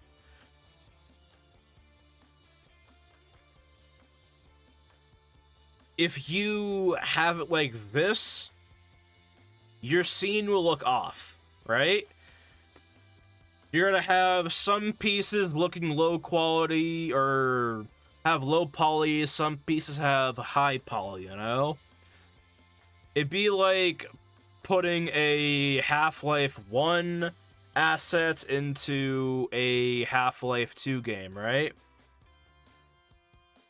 It's night and day. And that is going to break your player immersion. That is a part of the main thing you want to try and keep intact, you know, the player immersion and whatnot.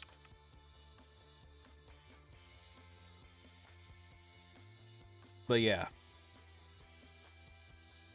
We're not making a game currently, but from what I have gathered from my time in modeling 4 games, that is what I have learned. You know? Basically, the main thing to understand, though, is, like, the more consistent you are, the better. If you're consistent with what you're doing and all that crap, you have nothing to worry about, alright? You got nothing to worry about. Some people take that those LODs for granted, right? And they just make the weirdest games. I know, like, you know, it's limit of distance, right? It's in the name. You can literally just change how far that polygon, or those polygons, divide, right? And that can work, right? But ideally, you want to make that distance relatively the same for the player. Imagine if you're, like, walking away from a scene, right? And things start kind of lowering in quality, but in, like, different speeds, right? That is not that great, right? When you back up in Spider-Man, right? The background needs to be kind of fading, right? And a synchronized rate of all the models, right? A synchronized rate, not in parts, you know? And I get some games back then probably couldn't manage that right, just by the hardware and the console, the hardware and what was in uh game engines, right? Because you have to think too, a lot of these features that are so well known nowadays, right? Like normal maps, LODs, uh physical based rendering, all this crap, right? Back then, if you wanted to do that, you had to have someone who knew how to make it and someone who knew how to code it, right? These days, you can just have it. No problem. You know? These days, you can have it, but you gotta know how to use it, you know? With great, with a great tool comes great responsibility.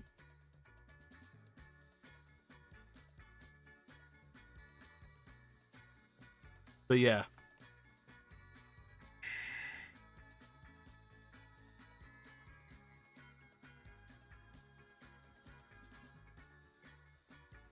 With a great tool comes great responsibility.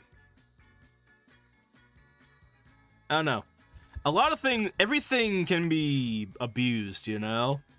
Every tool.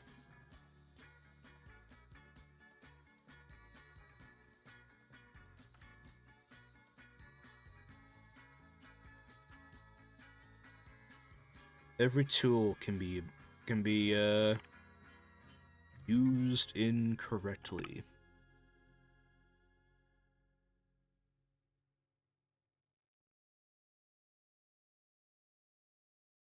Let's see here. But yeah.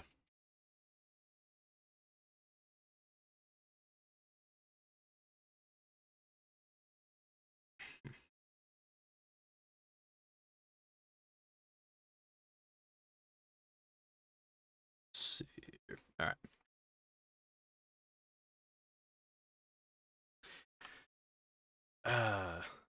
Save that real fast. And with this, hold on.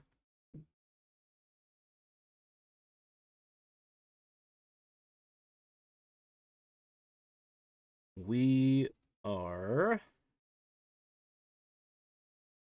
Hold on, we're almost to the end of the wall. God. To put in perspective too, right?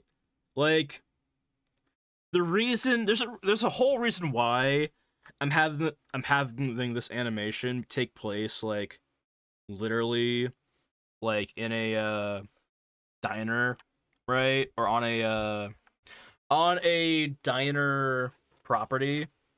The reason entirely is like it's a large enough plot of land to make a good amount of stories on. It's also not too big for one person to make, you know? One person to work on. You know? Not too big, not too small either. But yeah.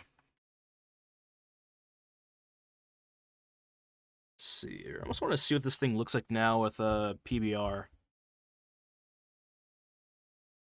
Physical based rendering. Let's see here. I'll flip it on after I finish this here wall. But yeah.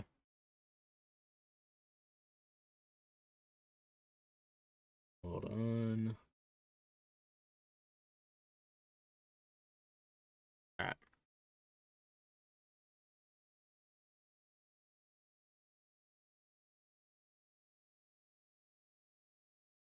Alright.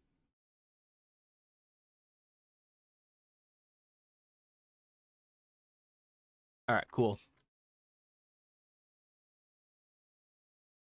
Any intricate detail work we'll probably do later on. Let's see here. All right, just for shits and giggles, because I'm not saving this as PBR. Oh god.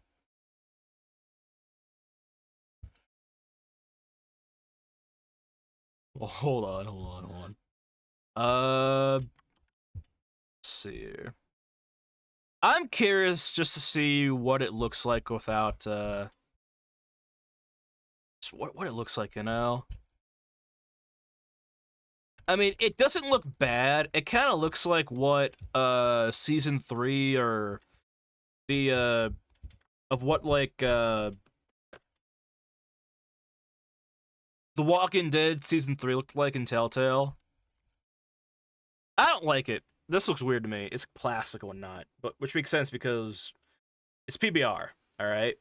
As clay, it's clay. As this, it's that. Let me see here. Metal, rough. What's the difference between this and Metcap? Hmm. I don't know. I really think. Nah. Nah. If you're gonna use like a metalness roughness, it needs to be like really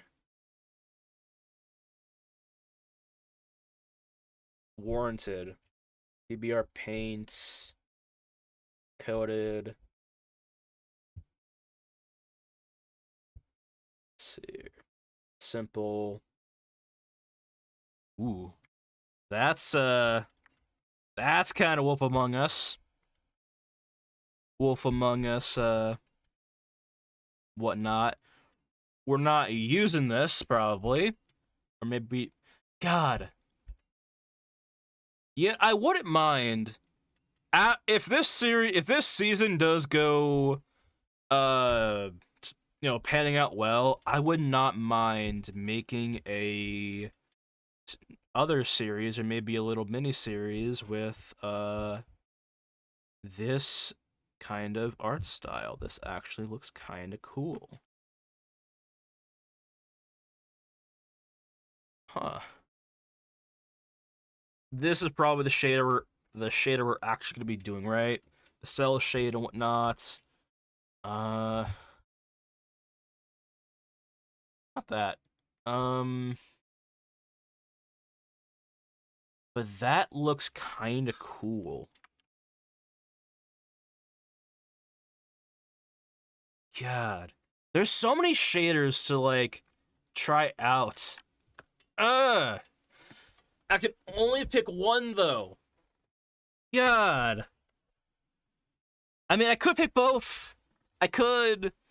I don't think cell shader in this would look too great. At least I wouldn't really like the look of it, you know? But I could definitely see this being. I could definitely see this being something we do. Oh my god. It looks like Wolf Among Us. God damn it. It's not too late to use this in the animation, but I have my heart set on the cell shade matte cap. The two tune or the matte cap, you know? Not matte cap, but goddamn, it's cell shading. It's tune shader with cell shade. That's what I want to do. Oh god. I'm either going with for a the loot 2D look, or I'm gonna go with the two-tone tune look. God.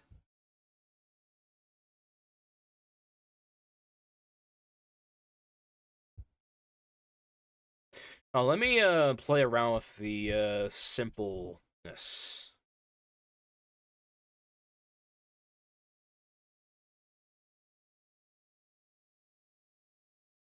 That's just the base.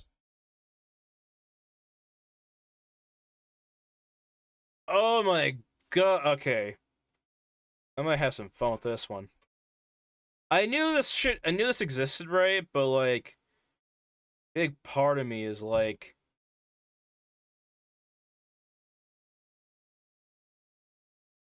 we're definitely doing something with that. All right? I could definitely see that being like a a way to tell the scene from Night and Day, like literally Night and Day, or like set the vibe. I might use both. I might use both. Not gonna lie. That would be okay with me. All right? I think it would make for a good look, you know?